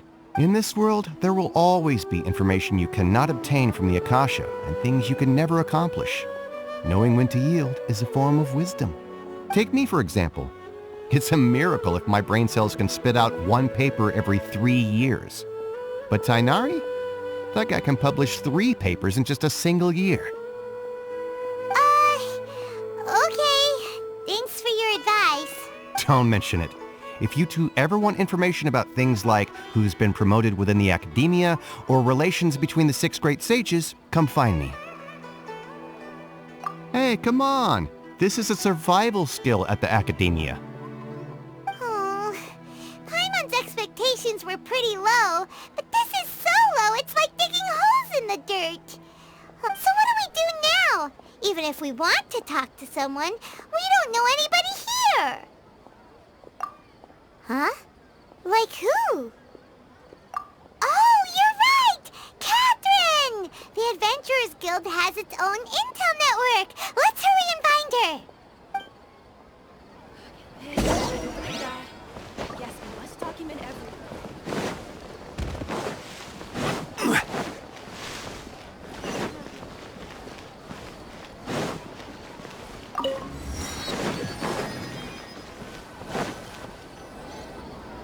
Ad Astra Abyssosk. Hello, Traveler and Paimon. Catherine, we need your help with something. Understood. The Adventurers Guild is always ready to serve you. With what do you require assistance? We want to meet with Lesser Lord Kusanali. Do you know a way we can do that? You two wish to meet with Sumeru's Archon. Understood. Please wait.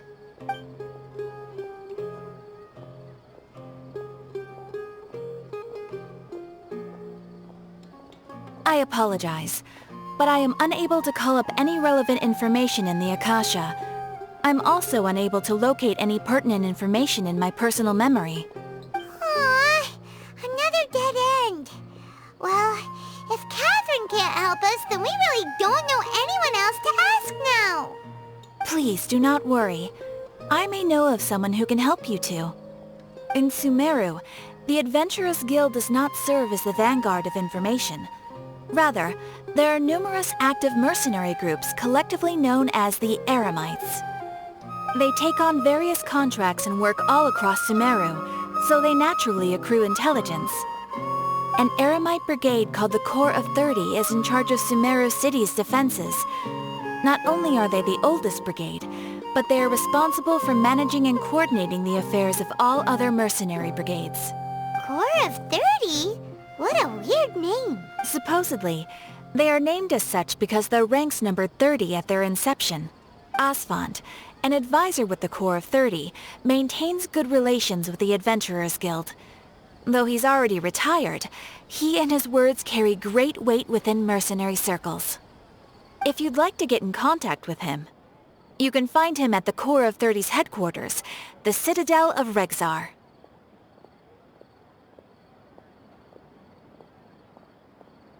You're welcome. I wish you two the best of luck. We look forward to your exploits in Sumeru. Alright, off to the Citadel of Rexar we go!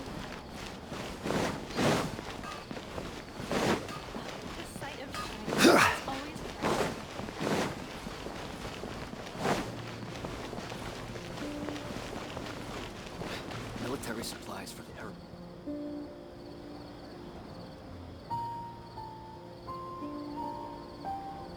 Welcome. The Adventurers Guild told me to expect you two.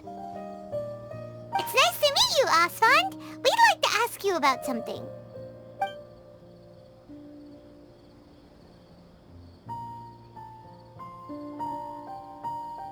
I see. So, Catherine's the one who sent you this way. Ha! It's true that the Eremites' network is vast, but even I can't help you meet the Dendro Archon. Wait, seriously? That's it? Afraid so. The Eremites aren't terribly religious, so we don't know much about divinities. As far as the Akasha goes, we can access even less than you. We originally came from the desert. The gods there died off long ago. Since those days, we've used our own two hands to carve out a living. We don't beg gods for their aid. It isn't just us, though. If you ask me, I think most in Sumeru aren't interested in Lesser Lord Kusanali. Oh? Why's that? Just take the Academia, for example. They're the ones who truly rule Sumeru. Although they believe in gods, most of them only care for the late Greater Lord Rugudevada. In their eyes, she was the one who founded Sumeru and gifted us with the Akasha. Lesser Lord Kusanali just happened to inherit her legacy. Because of the Academia's influence, most citizens are more familiar with Greater Lord Rugudevada and hold her in greater esteem. Not to mention that Lesser Lord Kusanali never makes an appearance, and the Academia never announces anything about her. As far as the people of Sumeru are concerned, she's just a god that exists. And that's all. Really? Aw. After hearing all of that, Paimon sort of feels bad for Lesser Lord Kusanali. Ha! But who knows? We're all just guessing when it comes down to it. Besides, I'm sure the God of Wisdom doesn't worry about her reputation among people like us. All right. Well, thanks for the info, Osfond. No problem. Always happy to help out the Adventurers Guild.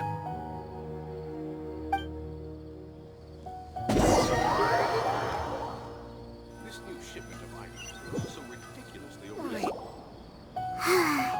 Seems Osfond was right about most people's attitudes here. Not only are they not interested in the Dendro Archon, they even say stuff like, if the Akasha doesn't think I should know, then I don't need to know about it. We've been asking for information non-stop ever since we got to Sumeru. But the harder we try, the more helpless everything seems. Isn't there at least one person in this entire city who cares about Lesser Lord Kusanali? Oh, you two are interested in Lesser Lord Kusanali? Huh? Who are you? From the sound of it, you two are Outlanders who recently arrived here. You've been asking around for information on Lesser Lord Kusanali, right? Oh, I'm sorry. I forgot to introduce myself. I'm Dunyarzad, one of Lesser Lord Kusanali's faithful followers. Whoa, really? Then do you know how we can meet with her? I'm afraid I can't help you with that. But your conversation earlier did happen to remind me of a legend about the Dendro Archon. Sure. It goes like this. Long, long ago, there was a man who heard a prophecy. It predicted that a great calamity was about to befall him. Panicked by what he heard, the man sought out the Dendro Archon in hopes that she would bless him with the wisdom to help him escape his predicament. The man journeyed across deserts and through rainforests and experienced tribulations of every kind. However, he still couldn't find any trace of the Dendro Archon. In despair, he thought, alas, the Archon has abandoned me. He then had no choice but to sorrowfully resign to his fate. Okay, and then what happened? And then, the calamity came. But to his own surprise, the man felt somehow emboldened by the trials of his journey. By relying on his own strength, he managed to overcome the adversity. At that moment, a bird perched upon his shoulder. This bird was, in fact, an avatar of the Dendro Archon. She said, "O Archon Seeker, do you now understand? She and her wisdom have long been found by you. Along your journey, we were in every flower and blade of grass, every ray of sparkling sun, and every breath of dancing wind. So long as you continue to think and ponder, we'll be wherever you go. Yeah, thanks for the story! Paimon feels all warm and fuzzy inside after that. In a way. It seems like this story is also one of the Dendro Archon's avatars. Dunyarzad, since you worship Lesser Lord Kusanali, can you tell us anything else about her? Of course. So did you two know that, I'm terribly sorry, but it seems something's come up now. Let's chat another day.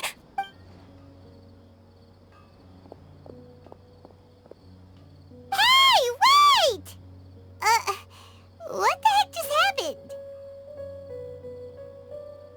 It looks like they're searching for someone. Dunyarzad was acting super nervous just now. You think they're looking for her? This stinks! We finally managed to find a lead about Lesser Lord Kusanali! We can't let them get in the way now! Let's see if we can get rid of them. Then we can catch up with Dunyarzad! Hey, have you two seen a brown-haired girl wearing a purple top and a long blue dress? We're looking for her. Did she have bandages wrapped around her wrists?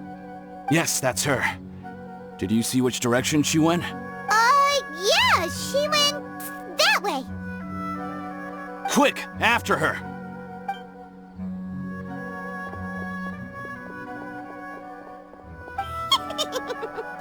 That should keep him busy for a while. Let's hurry and find Dunyarzad.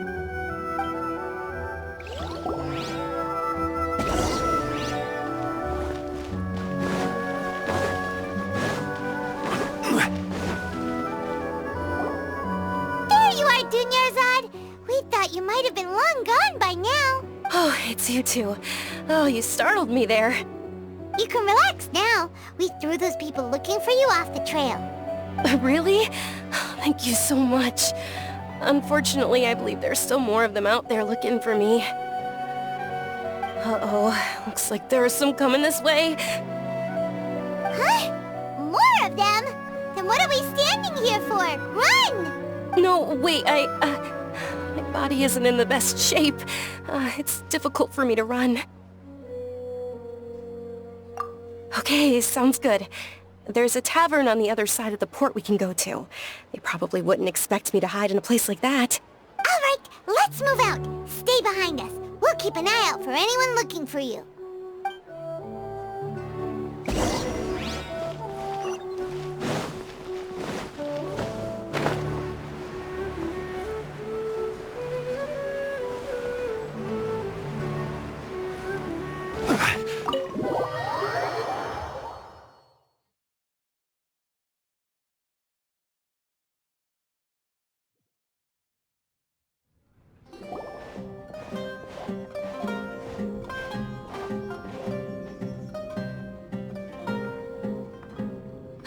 We made it. Oh, they shouldn't be able to find us now. Wait! Stand down, Dia!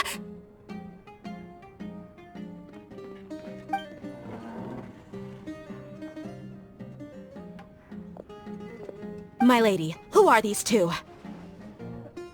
They're travelers that I met on the street just a moment ago. They happened to notice that you were all searching for me, so they helped me hide. I see. In that case, you two should scram. There's nothing here for you. Wait a sec! Who the heck are you? And why are you shooing us away? I'm Miss Dunyarzad's bodyguard, here to see that she returns home safe and sound. My lady, let's get going. You've been gone for so long that your parents are worrying themselves sick. And if I refuse to go with you? It'd be easier for the both of us if you cooperated. But if you insist on not going, then I'll have to carry you like a sack of potatoes. Hey! Dunyarzad already said she doesn't want to go back. Why are you still pushing her? Stay out of this. You don't understand the situation. Sorry, my lady. Even though I'm your bodyguard, your parents are my employers. I have to answer to them. How much? Wait, what? How much more do I have to pay you to become your employer? So you never listen to my parents ever again. Double? A triple? Give me some time and I'll get that much. My lady, this isn't about Mora. I don't know what you think of us Eremites, but let me say this. I like Mora, but I'll never go against my principles. That's why I'm here looking for you. Sure, it's an order from my employer, but my conscience was also telling me it's the right thing to do. And knowing your health, carelessly running around like this is gonna hurt ya. For the sake of those who love you, don't be stubborn. No, you're wrong. I'm aware of my limits, and I know what I'm doing. Honestly, the only people being stubborn right now are my parents. And I know perfectly well that it makes no difference if I'm at home or not. They still won't accept reality. And every time I bring this up, they just change the subject. Dia, you've been living with us a long time already. This should be old news to you. Dia, I know it hasn't been easy for Mother and Father, and I'm grateful for everything they've done for me. But there's someone else in this world I'm also grateful to, because she saved me. The love I have for her is the same I have for my parents. This is my life and my last chance. So I want to do something meaningful. My lady, are you sure what you're doing now is meaningful? Yes, I'm sure. At least, it is to me. Fine, I won't ask you to return home anymore. But let me make something very clear. I'm only doing this because I respect your determination, not because I agree with you. Thank you, Dia. Sorry for being so rude just now. My nerves were acting up. And I even brought up your payment in such an offensive way. Don't worry about it, my lady. I did say that I like Mora. Besides, that's our next topic of conversation. Today's little excursion caused such a ruckus that every single bodyguard at the estate was deployed. It wouldn't be easy to hide things from your old man. Since this definitely won't be your last escapade, here's a little tip. You should at least make it look like your room and things are still in order when you leave. Also, you'll need someone to cover you for when you're out and about. So, I'll let you hire me, my lady. This way, everyone wins. As for the pay, let's say half of what your father pays me. We can settle the bill when we return to the estate. Okay, deal. Yay! Looks like they've reached an understanding.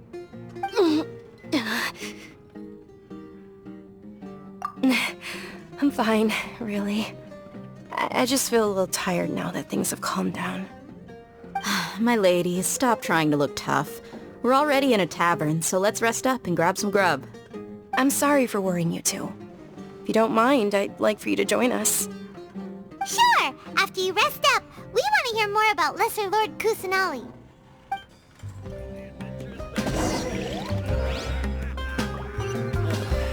Just can't beat the atmosphere here. Ha! Well, if it isn't Dia. Haven't seen you in nearly half a year. Word on the street is that you're a bodyguard for the Homayani family now. Ha! Don't you find that kind of work boring? Nah, you get used to it. How about a menu over here? You got it, huh? Isn't this little Miss Homayani herself? We don't get to serve personages like you very often. We'll be sure to prepare our very best. Thank you, sir, but there's no need. I don't have a lot of Mora on me, and I really ought to save as much as I can. But please bring these two the best food you have. They're my new friends, so I want to be a good host for them.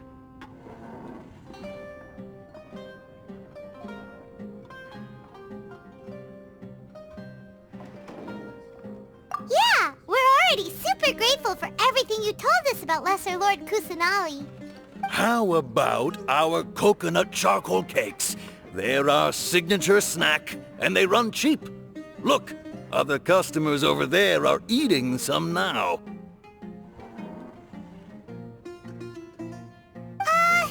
They look kind of burnt and dry. Paimon will pass. What do you have against my slime dishes? Dunyarzad, we asked a lot of people when we first arrived, and almost nobody was interested in Lesser Lord Kusanali. So, what made you want to follow her? Well, remember when you asked me if I knew how to meet the Dendro Archon? Even though I don't know how, I think I've actually seen her before. Huh? Really? Yes, it was when I was a child. At the time, my illness had kept me bedridden for the better part of a year. I was stuck inside and couldn't make any friends, and my parents did their best to find treatments for me. But even then, the Akasha didn't have any helpful information. My younger self no longer had any hopes or dreams. One flare-up was so bad that I was in a semi-conscious state for several days. Then one night, I woke up alone in my room. I was terrified. My body was paralyzed. Even if I cried, there was no sound. At that moment, an ethereal voice spoke in my mind. Dunyarzad, don't be scared. You don't have to cry. Dunyarzad, don't be scared. You don't have to cry. Who are you? How do you know my name? How do I explain this? You might not be able to understand, but actually, I know everything about you. Really? Of course. I know that you're scared of thunder, that you hate taking medicine every morning, and that you love counting the petals on your mom's skirt. Wow, you really do know everything. Dunyarzad, is there anything you want? Want? Not really. I can't go anywhere or do anything. Huh? But aren't you a child? All children have wishes. Tell me what you want, and maybe I can make it happen. But, can you make my illness go away? Oh. I'm sorry. But I'm not powerful enough to do that right now. Then, can you be my friend? After that, the voice said, "Okay, I'll be your friend." Although my body was suffering during those days, that voice encouraged me and told me many wondrous things. Beyond my window was the flourishing Sumeru city. Beyond the city was a lush rainforest. And beyond that was the wall of Samiel, deserts, and all of Tevat. Once I finally made it through that bout of illness, I couldn't hear that voice anymore. I told my mother about it, but she said that I must have been dreaming. But I know that that voice wasn't a figment of my imagination. Before that, I had never heard of Tevat. Yes, for sure. If it weren't for that voice, I would have never grown curious about the outside world, nor would I have learned how to read and enjoy so many books. That voice sparked a desire for wisdom. It had to have been the Dendro Archon. I've been hoping for a chance to repay her kindness. In fact, I was running around today to help prepare the Sub-Zerus festival for her. What's the Sub-Zerus festival? It's Lesser Lord Kusanali's birthday, which was the day that she was found by the sages. It's actually an old holiday that originally celebrated Greater Lord Rukkhadevata's birthday. When she passed away, the holiday eventually became a celebration of the Lesser Lord's birthday. I heard everyone was overjoyed when they welcomed her back to Sumeru. In those days, the festival was a huge deal, but because of the Academia's influence, people have gradually lost interest in the festival. The Academia actively participates in Sumeru's many holidays dedicated to Greater Lord Rukkhadevata. But when it comes to the Sub-Zerus festival, forget any funding. They practically act like it doesn't exist. Maybe they see Lesser Lord Kusanali's birth as confirmation of Greater Lord Rukkhadevata's death, so they're reluctant to celebrate it. Aww, but that's awful. It is. It's absolutely terrible. Sure, the Greater Lord founded Sumeru, but hasn't Lesser Lord Kusanali been the one quietly protecting us for the past few hundred years? Just remember that we're still out in public. Don't get too carried away now. I know that people over by the Grand Bazaar still hold the Sub-Zerus festival to this day. But I hadn't met any of them before, so I was never able to contribute. But recently, I made a friend there who also follows Lesser Lord Kusanali. I gave her my savings because I want her to throw a wonderful festival this year. That's the least I could do for Lesser Lord Kusanali. Hold on, my lady. Does this friend happen to be Nilu? The one who sends flowers to the estate? Yes, that's her. I saw her leaving the other day with a nervous look on her face. It seemed like she was hiding something in her arms. Did you give her something? Yes. Initially, I didn't have much Mora prepared, so I had Nilu sell one of my skirts. I've agreed with Nilu to meet up at the Grand Bazaar today, and see how things are coming along. Dia, would you accompany me? Sure. That's quite the trip, though. I'll carry you. No, that would be too much, even for you. You might as well just accept the lift. If I let you walk, who knows how long it'll take us. And if anything happens to you, then I'd really never hear the end of it from your father. But of course!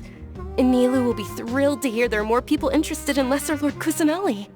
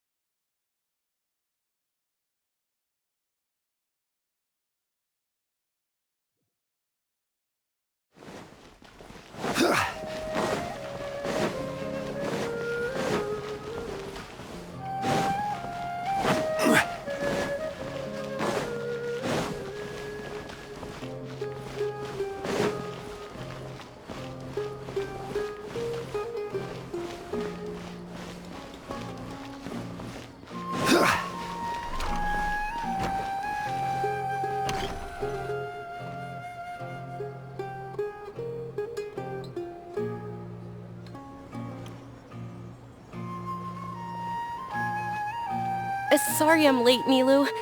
Oh, Dunyarzad. It was taking you so long that I assumed you got trapped at home, but you made it in the end. Uh-oh. But if Dia's here, that means you got caught, right? You could say that, but everything worked out. She's on our side now. Not completely. Oh, and who are these two? Oh, meet the Traveler and Paimon, my two newest friends. They're visitors who just arrived at Sumeru City and are looking for information on Lesser Lord Kusanali. So you're followers from another land? Oh, really? Well, that's okay. You're still invited to the Sub-Zerus Festival. By the way, Dunyarzad, we've already started decorating the Grand Bazaar. It looks spectacular. Thanks to your generous contribution. You're very welcome. It's the only thing I could do. Do you still have enough Mora? Probably? But don't sweat it. We've already finished renovating the stage. Come on, I'll show you.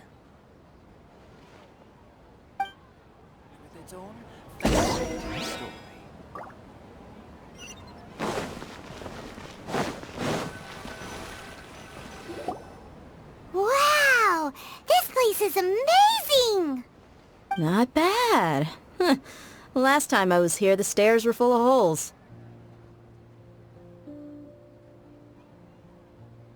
The stairs were nothing. A little while ago, we discovered that the tree above the stage had a huge chunk of bark ready to fall off.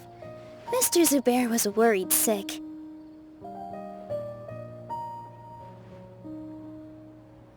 We reported it to the academia many times, but they never sent anyone to deal with it. We didn't want anything bad happening, so we were going to cancel all the stage performances. Oh, probably because it was the theater asking. The academia looks down on performers like us. They probably think it would be best if the theater closed down completely. We can't let that happen, though. Not only would everyone involved in the theater go hungry, but then we wouldn't be able to hold the Sub-Zerus Festival anymore. Thank the Dendro Archon for Dunyarzad. With the Mora she gave us, we hired someone to patch up the tree, and we also gave the stage a much-needed makeover. The stage is going to be even prettier when it's festival time. I can't wait for you to see it. And I can't wait to see you on the stage. You've been practicing so long already. It's almost time for your dream to become reality. It's our dream. I'll do my best for the two of us. Nilu, what are you gonna be doing at the festival? She'll be dancing the dance of Sub-Zerus. The most important performance at the Sumeru's festival. Dunyarzad, have you told him the origin of this holiday? I only told them about the Greater Lord and Lesser Lord so far. Okay. Then I'll tell you two about how this holiday came to be. According to legend, the Sabzeruz festival was originally the Goddess of Flowers' birthday celebration for the Greater Lord. A long, long time ago, on one of Greater Lord Rukkhadevata's birthdays, her friends threw her a celebratory banquet. Some of the gods got drunk. One started playing music, and the Greater Lord started singing, so the Goddess of Flowers began to dance. As she danced upon the grass, countless beautiful parisaras began to bloom wherever she stepped. Those brilliant purple flowers became her dazzling stage. All the gods clamored, "Oh, if only time could stop at this very moment." Huh? Really? Oh, you probably mean because all the gods in this story are no longer alive. Although they aren't around anymore, they're preserved in our tradition of dance. This outfit I'm wearing is apparently based on how the Goddess of Flowers looked. Though we're just tiny people compared to the divine, we still have to do our best to make sure that the birthday girl feels loved on her special day. Nilou, you of all people will definitely be able to convey our well wishes to the Dendro Archon. I also noticed that you went the extra mile and scattered parisaras around the stage.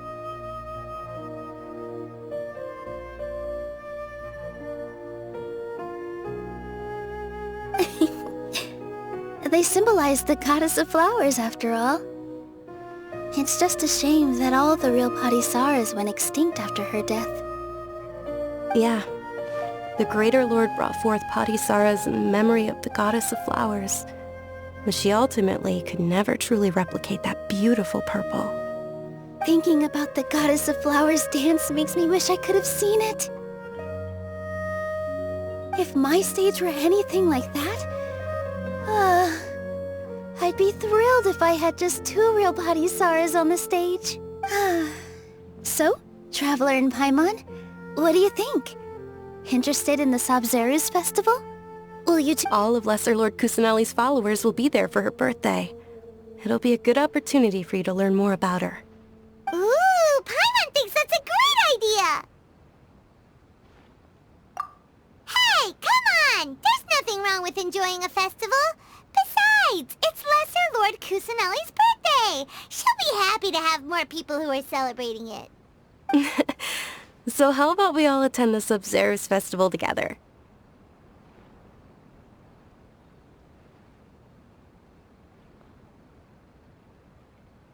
Dunyarzad, let me show you which stage decorations we've picked out so far. Traveler and Paimon, if that doesn't sound interesting to you, then feel free to explore the area.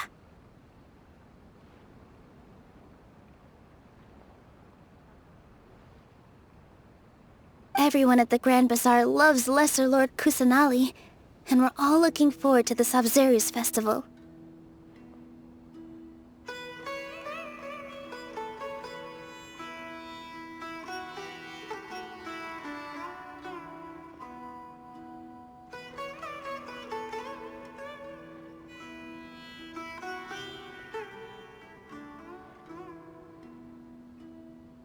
In that case, we'll take a look around.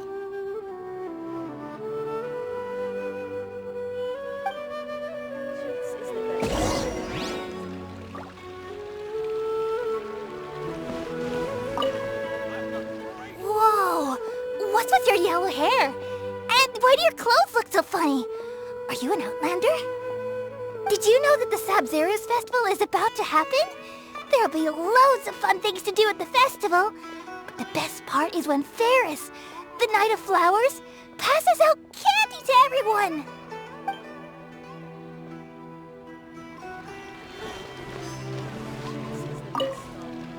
Huh. Revamping the stage for the festival couldn't have been easy, that's for sure. I bet this year's festival will be one to remember. I don't know much about the Grand Bazaar, but I do know that the residents here have a penchant for song and dance. 2 things that the academia doesn't particularly approve of. Oh, and the perfume sold around here is a lot better than what you'll find elsewhere. The fragrances are longer lasting and they're gentler on your skin and... I mean, that's what I've heard at least. Life is so dull here. Things are really shaping up, and there's a buzz around the festival this year. We're expecting people from all over to come by this year and buy things during the festivities. Don't be fooled into thinking that Sumeru City has the best of everything. Some festival snacks are only offered here in the Grand Bazaar. And when it comes to musicians, dancers, or singers, the Grand Bazaar's got the best of the best. Sure, those folks at the Academia might not like it, but what's a festival without song and dance?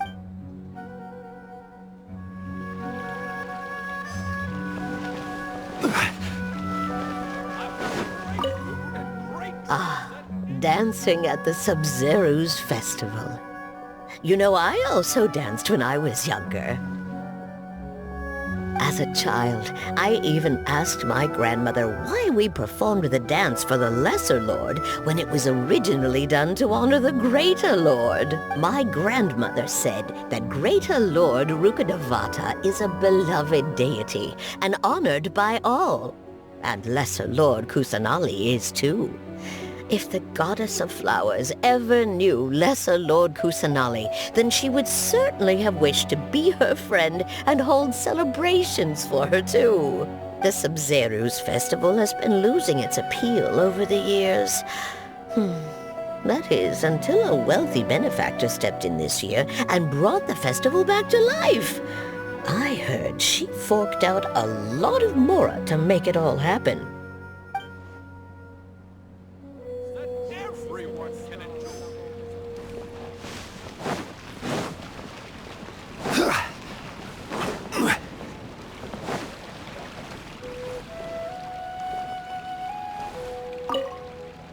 Milu, your outfit looks amazing.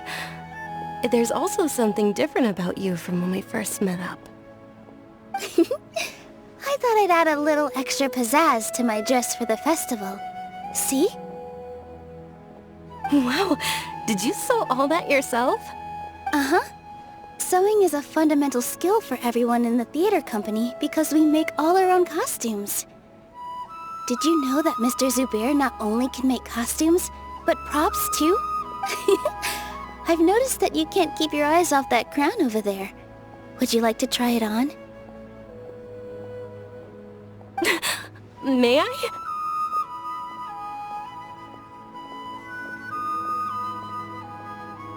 Of course!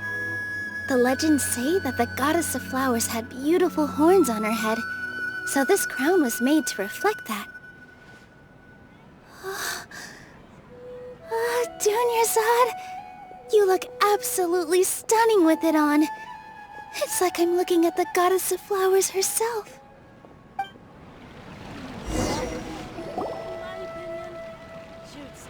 Hey! Is that who Paimon thinks it is? It looks like... Catherine!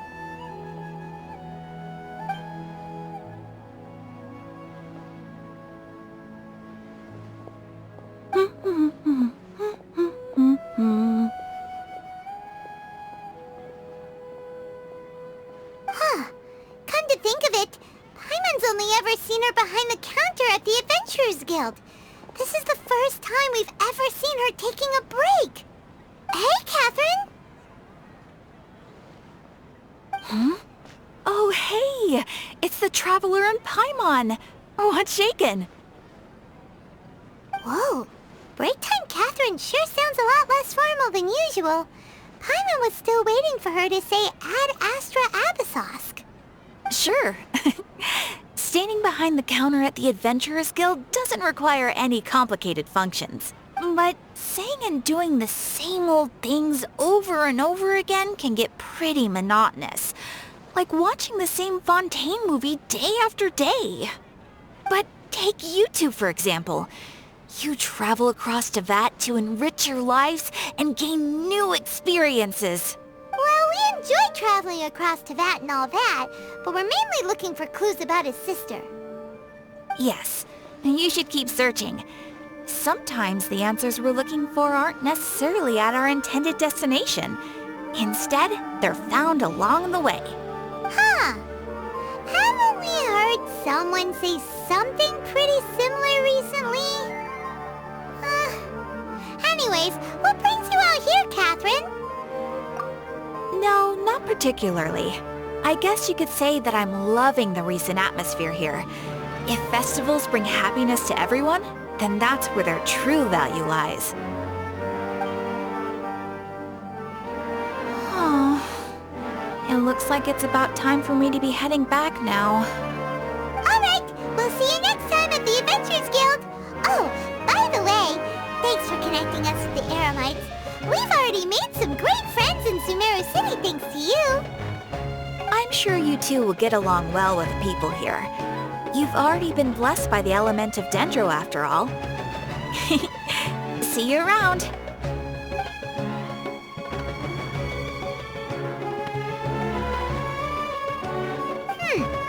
There's something really different about Catherine today. Hey, Traveler. Paimon. Oh, hey, Dia. What's going on? I've got something to tell ya. My lady knows you're looking for ways to meet Lesser Lord Kusanali, and she's been trying to come up with a way to help you. Well, I have an idea that might help. Are you serious? We'd love that! It might not necessarily pan out, so don't get your hopes up too much. I'll need to take you two somewhere and ask someone some questions.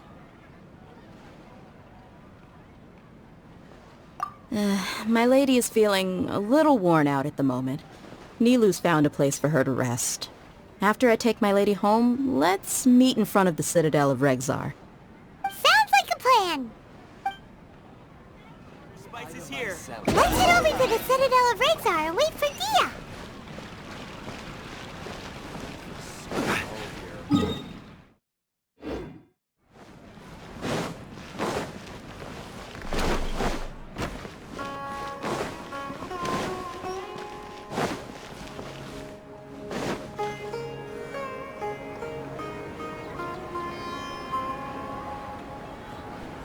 Sorry, I'm late.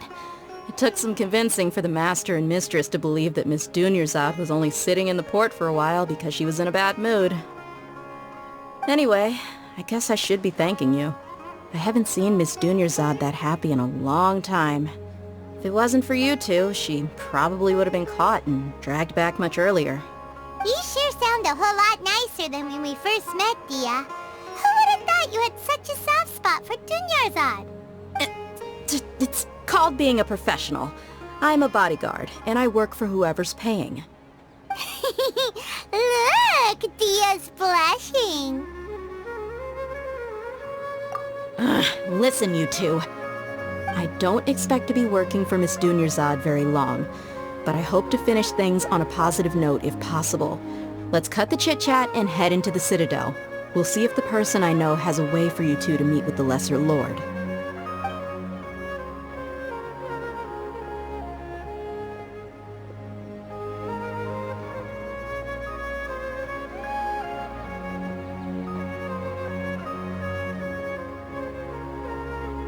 Oh, hey, Chief. Ha, Dia! What are you doing here? And well, didn't expect to see you three together. I take it you all know each other already? Mm-hmm. We met this morning after the Adventurers Guild pointed us to Osfon for more info. No kidding. Huh. So, where's Ruksha? I thought I'd help these two out by asking about the theft. Anything you can tell him? Ruksha's gone over to the Academia. The Grand Sage recently ordered Sumeru City to begin bolstering its defenses, so people from all over have been called back to the city. Since you've already mentioned the theft, I suppose I might as well tell him what we know. Appreciate it, Chief. Theft? Sorry, what the heck are you guys talking about? Just recently, the Academia lost something, and there's a chance the item is connected with the Dendro Archon. This case might just somehow help you in meeting her. I suppose that's one way to look at it. But if you ask me, the case is more about the Academia than anything else. Let me fill you in. The Academia recently sent a convoy to pick up an important package from Aru village. Word got out, and the convoy was robbed on its way back. The Grand Sage took the whole matter very seriously. Not only did he dispatch the Matra, but also enlisted our help in the search for leads. All we know so far is that whatever was stolen is currently in Port Ormos. You two have heard of Port Ormos, haven't you? It's the largest commercial port in all of Sumeru. You can travel there by leaving Sumeru City and heading south along the river.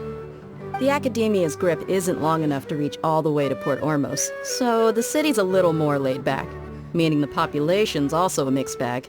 You never know who you'll meet there. Apparently what was lost has a great deal to do with the Akasha, knowledge, and even the gods. I'm afraid I don't have any other details for you, though. If you're interested, maybe you could head to Port Ormos and ask around yourselves. If you want my advice, try introducing yourselves as students of the Academia once you're there. Are you serious, Chief? All the Academia students are in Sumeru City, you know. Why should they pretend to be students in Port Ormos? If you're also interested, just go there and see what happens. Count me out. I've got plenty of work to do here for the Homayani family. And take it from me, if you two really do decide to visit Port Ormos, you best watch your backs. Let's just say that the Eremites there aren't nearly as friendly as those here in Sumeru City. There are even some extremists who go around shouting slogans like, "Retake Sumeru for the Scarlet King." Word is that more and more are joining their movement. They're becoming a real headache for Chief and the others. You bet they are. The Scarlet King's been dead for thousands of years. Now they start spreading rumors of his return. Ridiculous. Not everyone's like you, Chief. Even the desert natives who abandoned their homes in the wilderness still wish to have a god of their own. Well, Traveler, that's about all the information we have for you. Thanks, Dia! And you too, Osfond! Since we've gathered all we could for the moment in Sumeru City, let's head to Port Ormos and see what we can find next. Miss Dunyarzad is looking forward to seeing you both at the Sub-Zerus Festival, so be sure to get yourselves back here in time for that. Good. Then we'll see you both at the Sub-Zerus Festival.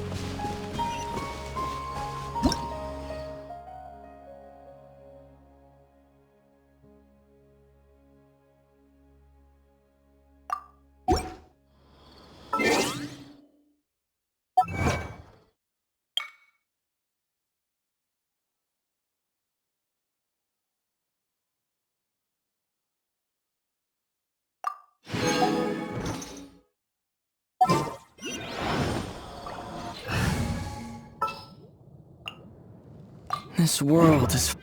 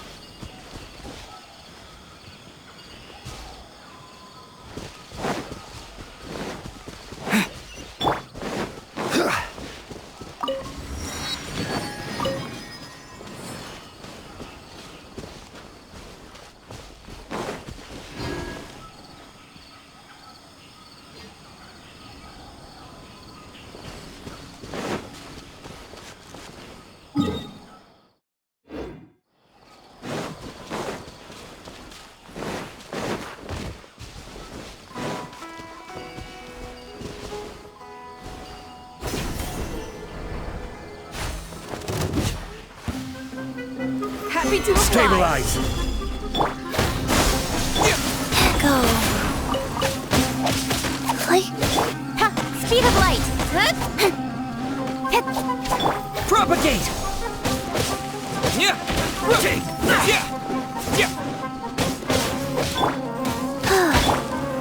Gather!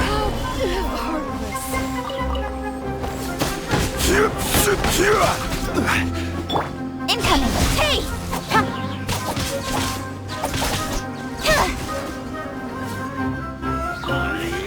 Speed of light.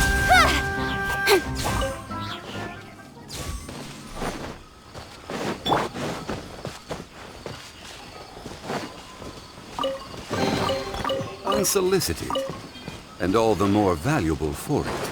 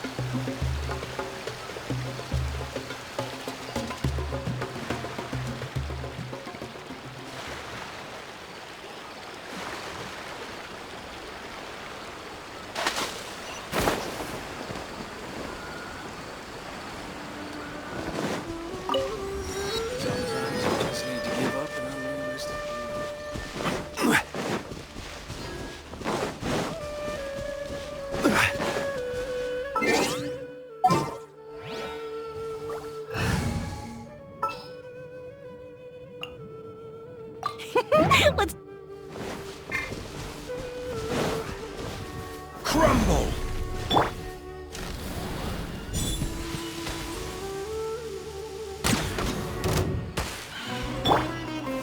Stabilize!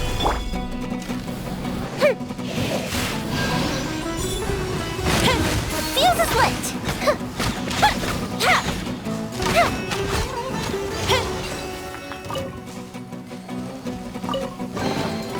Ooh! Let me open it!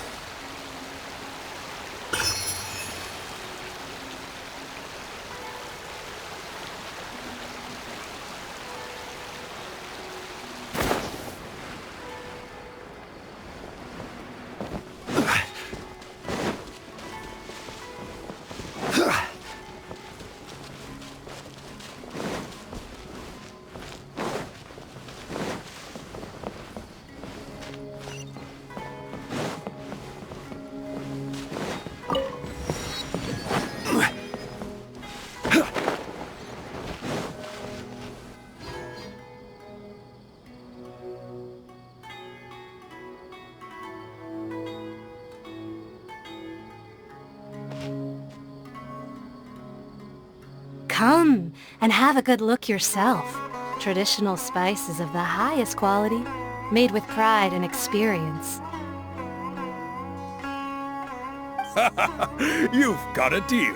I can't thank you enough for always looking after my business. Believe me, I'm not making this up. Several Eremite mercenary groups are nearly in open conflict, but does the core of 30 care? And that's not all. Did you know that... Wow! Talk about hurly-burly! This place is busy!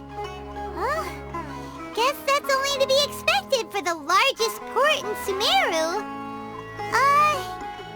Maybe it's because of what Dia told us earlier, but Paimon can't seem to shake the feeling that there's also danger lurking in these crowds. Ooh. Let's get our bearings so we can start looking for leads. We know that whatever the Academia lost is related to the gods. But other than that, we don't have much else to go on. Osfun told us to try posing as Academia students while asking around. Paimon checked the Akasha on the way here, and the Academia doesn't seem to have any research facilities in Port Ormos.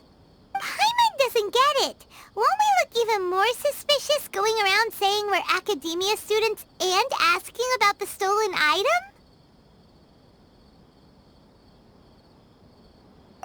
Well, given all the people that come through here every day, if there's any information to be found, Paimon bets we could find it in the market. Let's ask around and see what we come up with.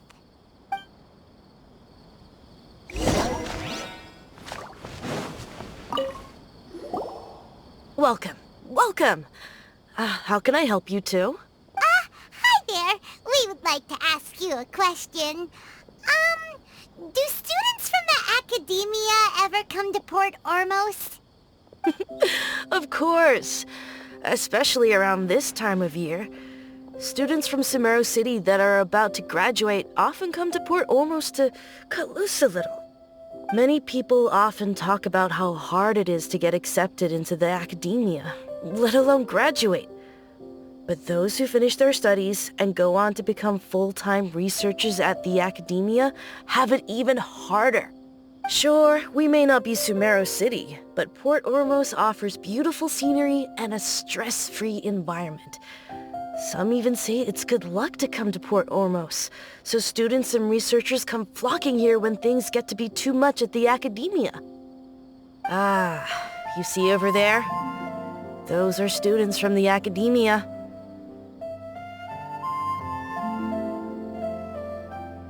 They've been looking worried and miserable ever since they got here a few days ago. If you ask me, the life of a merchant is better. So long as the Akasha teaches us what we need, then life is good. Those students seem to be discussing something.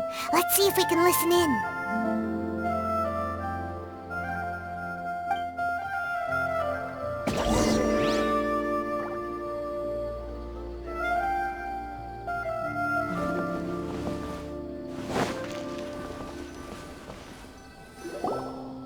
It's no good. I've tried asking around, but I haven't been able to learn anything useful. Not to mention that a bunch of scary-looking Eremite mercenaries have been posted along the streets now. There's been a lot of fighting between the different Eremite factions in Port Ormos. If we choose to move on our own, then it would be wise to steer clear of them. Especially the group that's constantly shouting some stuff about the Scarlet King and some resurrection. I've even heard that the Citadel of Regzar is starting to get fed up with them. What was that group called again? Ein something or other? They're called Ein El Akhmar. Today, I heard that the thing we're after might be in their possession at the moment. Wait, come again? Don't you see? Many of the Eremites in Port Ormos deal with trading this kind of thing. They're usually pretty wary of outsiders, but not so with students of the Academia. It's because the kind of goods that students are looking for aren't the kind of goods that Eremites are after. As long as they know you're a student, then deals can be made.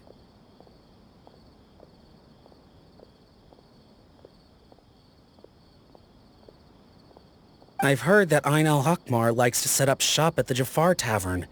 Supposedly, if you're willing to part with 500,000 mora, they'll give you info on anything. Wait, did you say 500,000?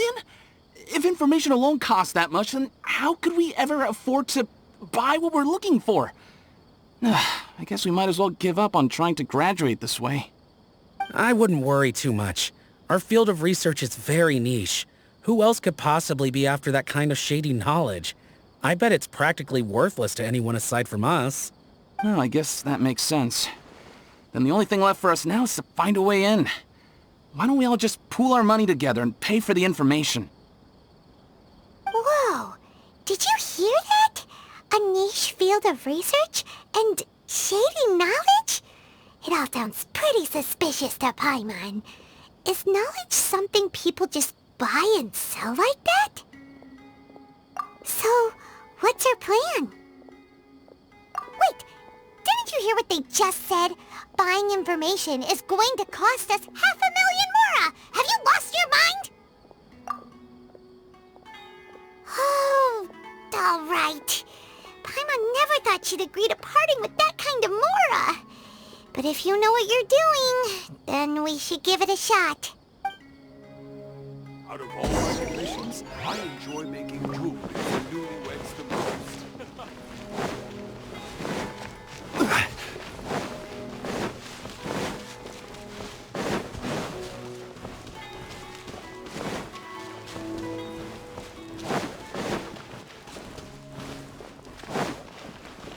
This is the place we heard those students talking about. Let's find a seat somewhere and see if... Oh, you've arrived. Please, take a seat. So, they think that they can go toe-to-toe with the boss? Ha! Once we reclaim the power of the Scarlet King, they'll be the first that the boss punishes.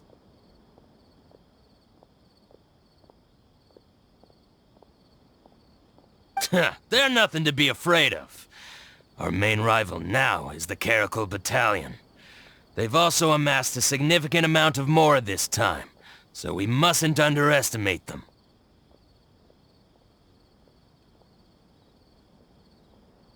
How can the Caracal Battalion compete with the boss when they're nothing but a bunch of money-grubbing opportunists out for a quick mora?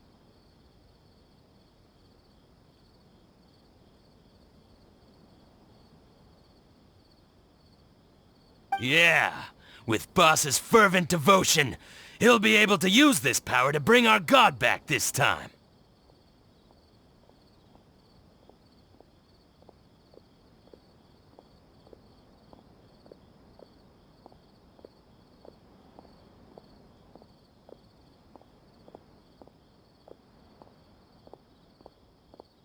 Huh. All these guys talk about is the Scarlet King, so they're probably the ones we're looking for.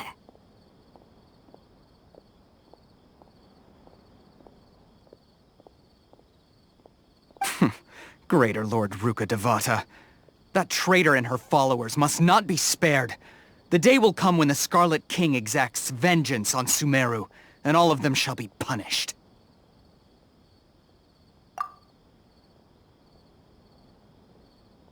Yeah, Paimon was wondering what they meant too. We should ask about that if we get the chance later. Just the shipping's...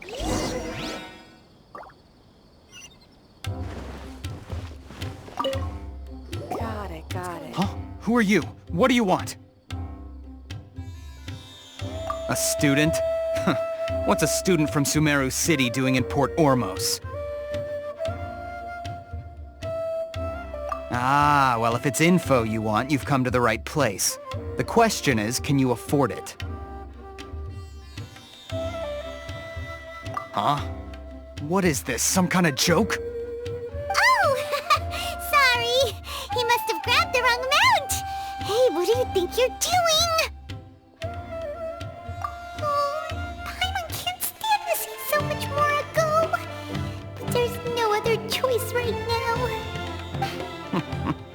Here, this is the merchant's address. Whatever you're looking for, you'll find it there. Hmm? Well, what are you waiting for? Oh, heard you mention the Scarlet King just now. We're actually interested to know more of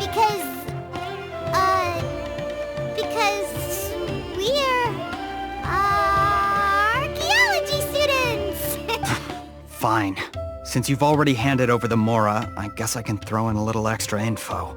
As you can see, members of Ain al-Ahmar are devout believers of the Scarlet King. Years ago, the Scarlet King founded the great desert nation that was our homeland. It was an advanced civilization, far beyond anything you'll see in present-day Sumeru.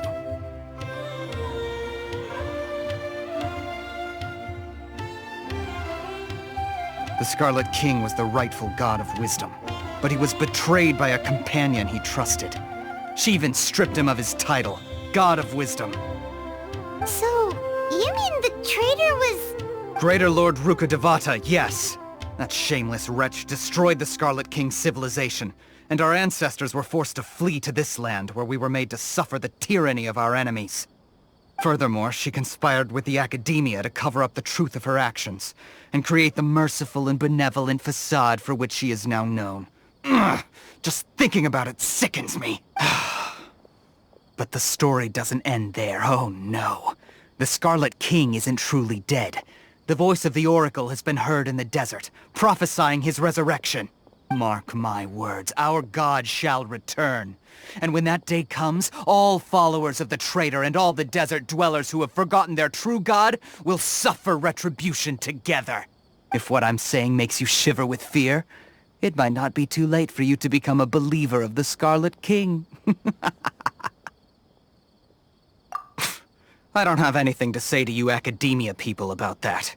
I think this conversation has reached its end. Not just yet. This man is a fraud. Huh? You again? Deranged Academia lunatic.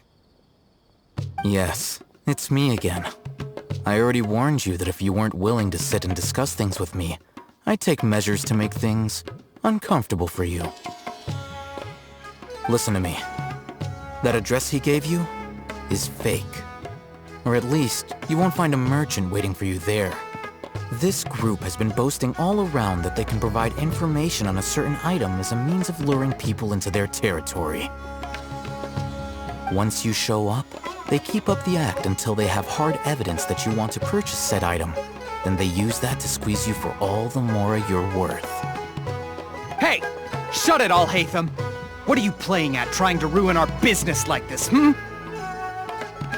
I told you the other day. I wish to discuss my terms with your boss. Ha! The boss made it perfectly clear that he won't negotiate with you. Yes, and in no uncertain terms. But that was then. It does not preclude him from changing his mind in the future. I'm warning you, don't push us, or this could get ugly. We don't usually get rough with people from the Academia because it just complicates things. For a lunatic like you, though, we might just have to make an exception. If you're suggesting that we escalate this from a verbal exchange to a physical one, I accept. After all, even the Archons used war to negotiate the ownership of Teyvat. If, on the other hand, we can't agree on any means of negotiation at all, then I'm afraid my next course of action will sting a little more than the mere falling through of a few business deals. I will jeopardize the Eremite's reputation, which I know you value above all else. I am quite confident that if I began to take such action, your boss would willingly approach me himself.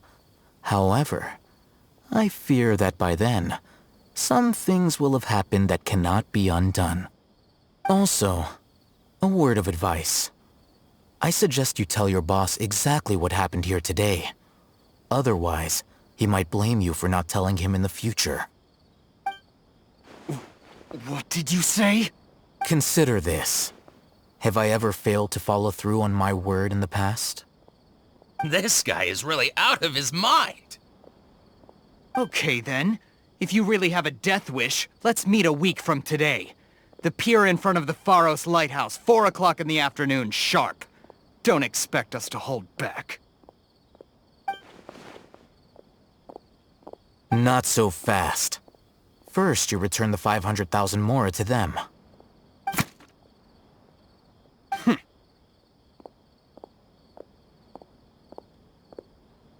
Please, I beg you, don't provoke them.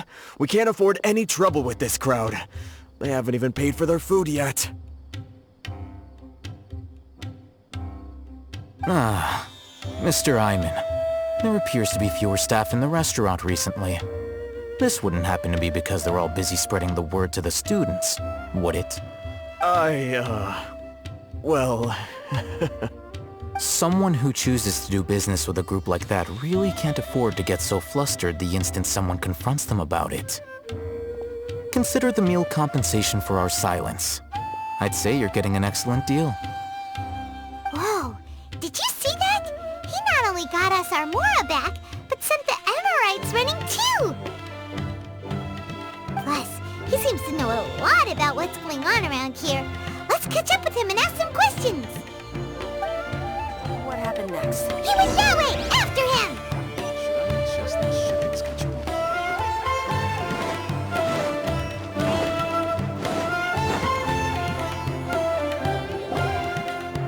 Wait up!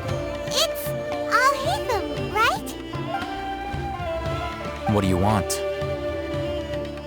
No need for thanks. My goal was to get to them, and you two gave me just the opportunity I needed. We're even. Oh, I advise you to keep your distance from them. Since they weren't able to make off with your Mora in the end, they might harass you again in the future. All right. Goodbye. Hold your horses! We still have something to ask you about! Since you tore through their scam right in front of them, you must know the real story about certain something, no? Who exactly are you two? And why are you inquiring about that? A student. Right. Look, you should know that those thugs conducting business with you had nothing to do with your lie. Huh? Oh, yeah! He's really strong! Weren't you saying something about a physical exchange? We can help with that. He doesn't even have a vision. Forget it. Maybe not, but he can still use elemental energy. Otherwise, there's no way we'd go asking for info from from guys like that. Those hot-headed thugs are definitely gonna bring a lot of backup for your next meeting. Even if you don't go alone, you won't regret taking us with you. All right, I accept. Got a pen and paper? If you're searching for someone who sells that kind of merchandise, I'll give you one of their addresses, and you can try your luck. We'll reconvene at the appointed time by the pier. It doesn't matter if you show up or not. So, since you were happy to give us this merchant's information, does that mean you can tell us exactly what we're after? You were willing to part with 500,000 Mora for something and you didn't even know what it was? Okay. Well, if you truly are as skilled as you claim, then you can beat the answer out of them when they become hostile. Look, if you've been making inquiries, then you have to know something by now. Tell me what you know so far, so I don't waste time repeating information. We know it's connected to the Academia somehow, and that not only do the Eremites deal in it, but some students want to get a hold of it too. What else? You know almost everything there is to know, but you're unable to compile this information because you've never seen the object before. This is what you've been looking for. Paimon can't tell what it is. It looks like some kind of ornament. This is a knowledge capsule. To put it simply, it's a vessel that can store a fixed quantity of canned knowledge. It's like a miniature Akasha. Anyone who links it to their personal Akasha terminal instantly becomes privy to its contents. Correct. Anyone. Unlike the Akasha, which heavily regulates who can access what information, knowledge capsules confer their contents without any requisites. That's amazing! It's essentially a convenient and harmless vestibule for knowledge. Unfortunately, it's illegal in Sumeru to privately possess or trade them. They were created as a means for scholars to transfer knowledge gained from Irminsul into the Akasha, and are intended to be destroyed immediately after use. But despite strict regulations, some of these knowledge capsules will always escape destruction. After all, there will always be those in this world who are dissatisfied with life as designed for them by the Akasha and wish to change their fate.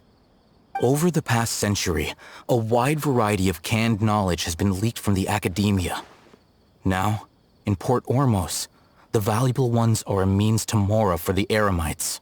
Meanwhile, those which the Eremites deem to be useless to them occasionally prove useful to the common citizens and hapless academia students. Well, I think that about sums it up. Oh, so that's your true objective. With our current arrangement, I don't believe I can offer an answer. You're still resolved. Fine. Let's talk somewhere with fewer people. Fresh fruits and vegetables, both quantity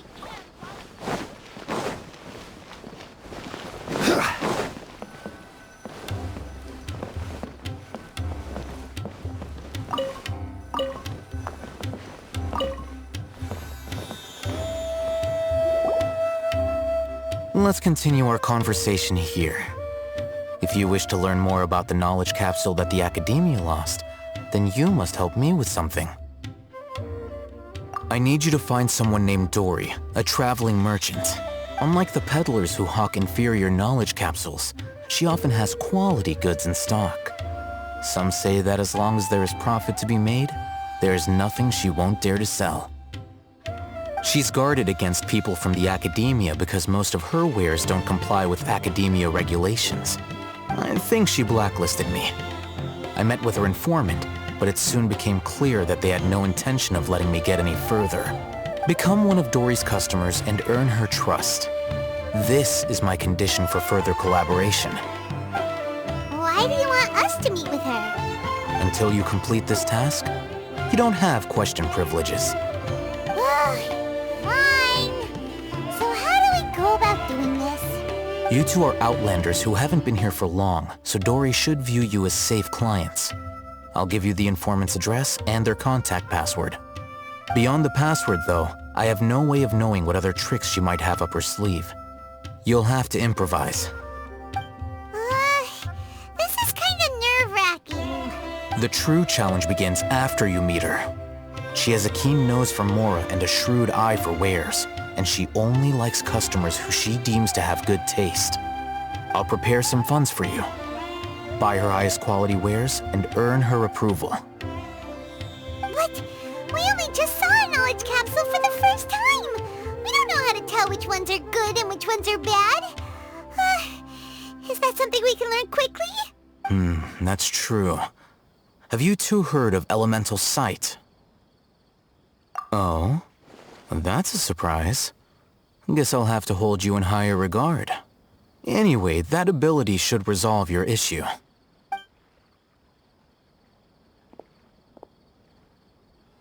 Here are 2 knowledge capsules. Tell me, can you detect any difference in their quality?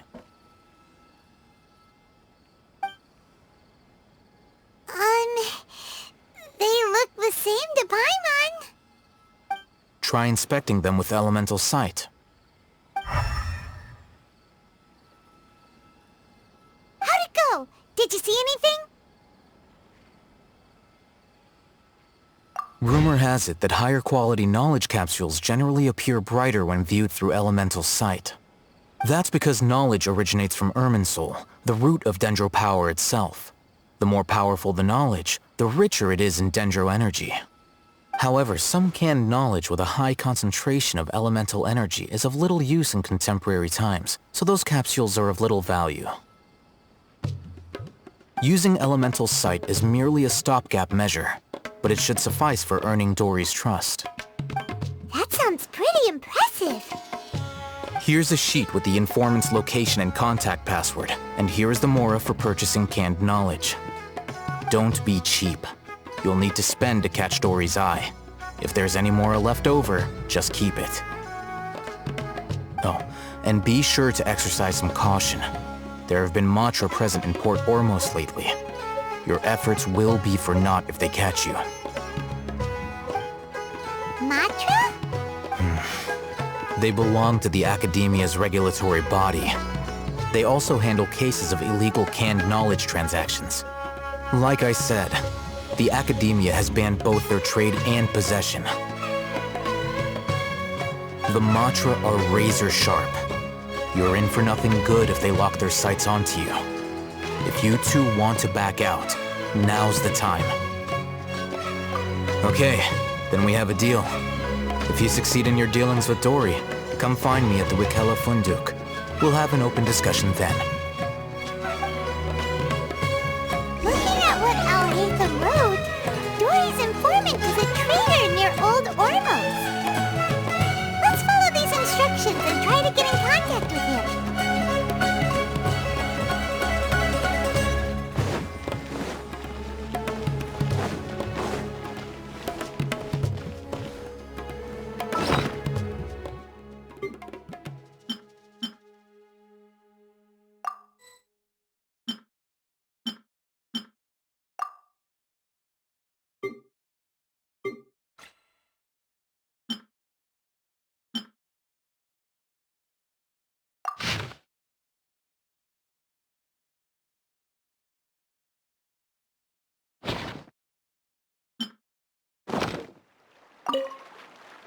Hello. What are you two looking to buy?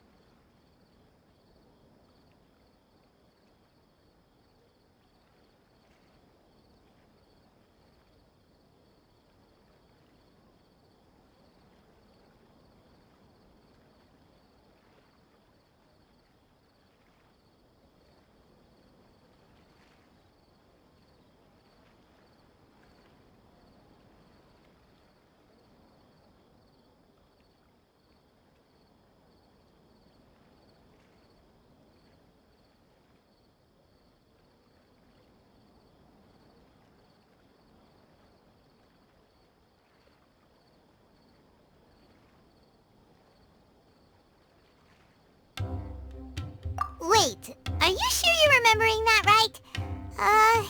Paimon doesn't think it was that on the paper. What a unique palate. We have unripe horror fruits, but we usually keep them in the back. I'll have someone escort you. Following the paper got us past the first round. Ronak, these two want to buy unripe horror fruits. Show them to the warehouse. Got it. You two, please follow me. You two have a fascinating fashion sense. We haven't seen a customer wearing a Sumeru rose for quite some time. Hold on. Let me think. Sumeru rose means common merch. No, look again. We're obviously wearing morning flowers. Ah, my mistake. I do apologize. Whew. That pop quiz sure was scary. Ah, the warehouse is up ahead. Please follow me.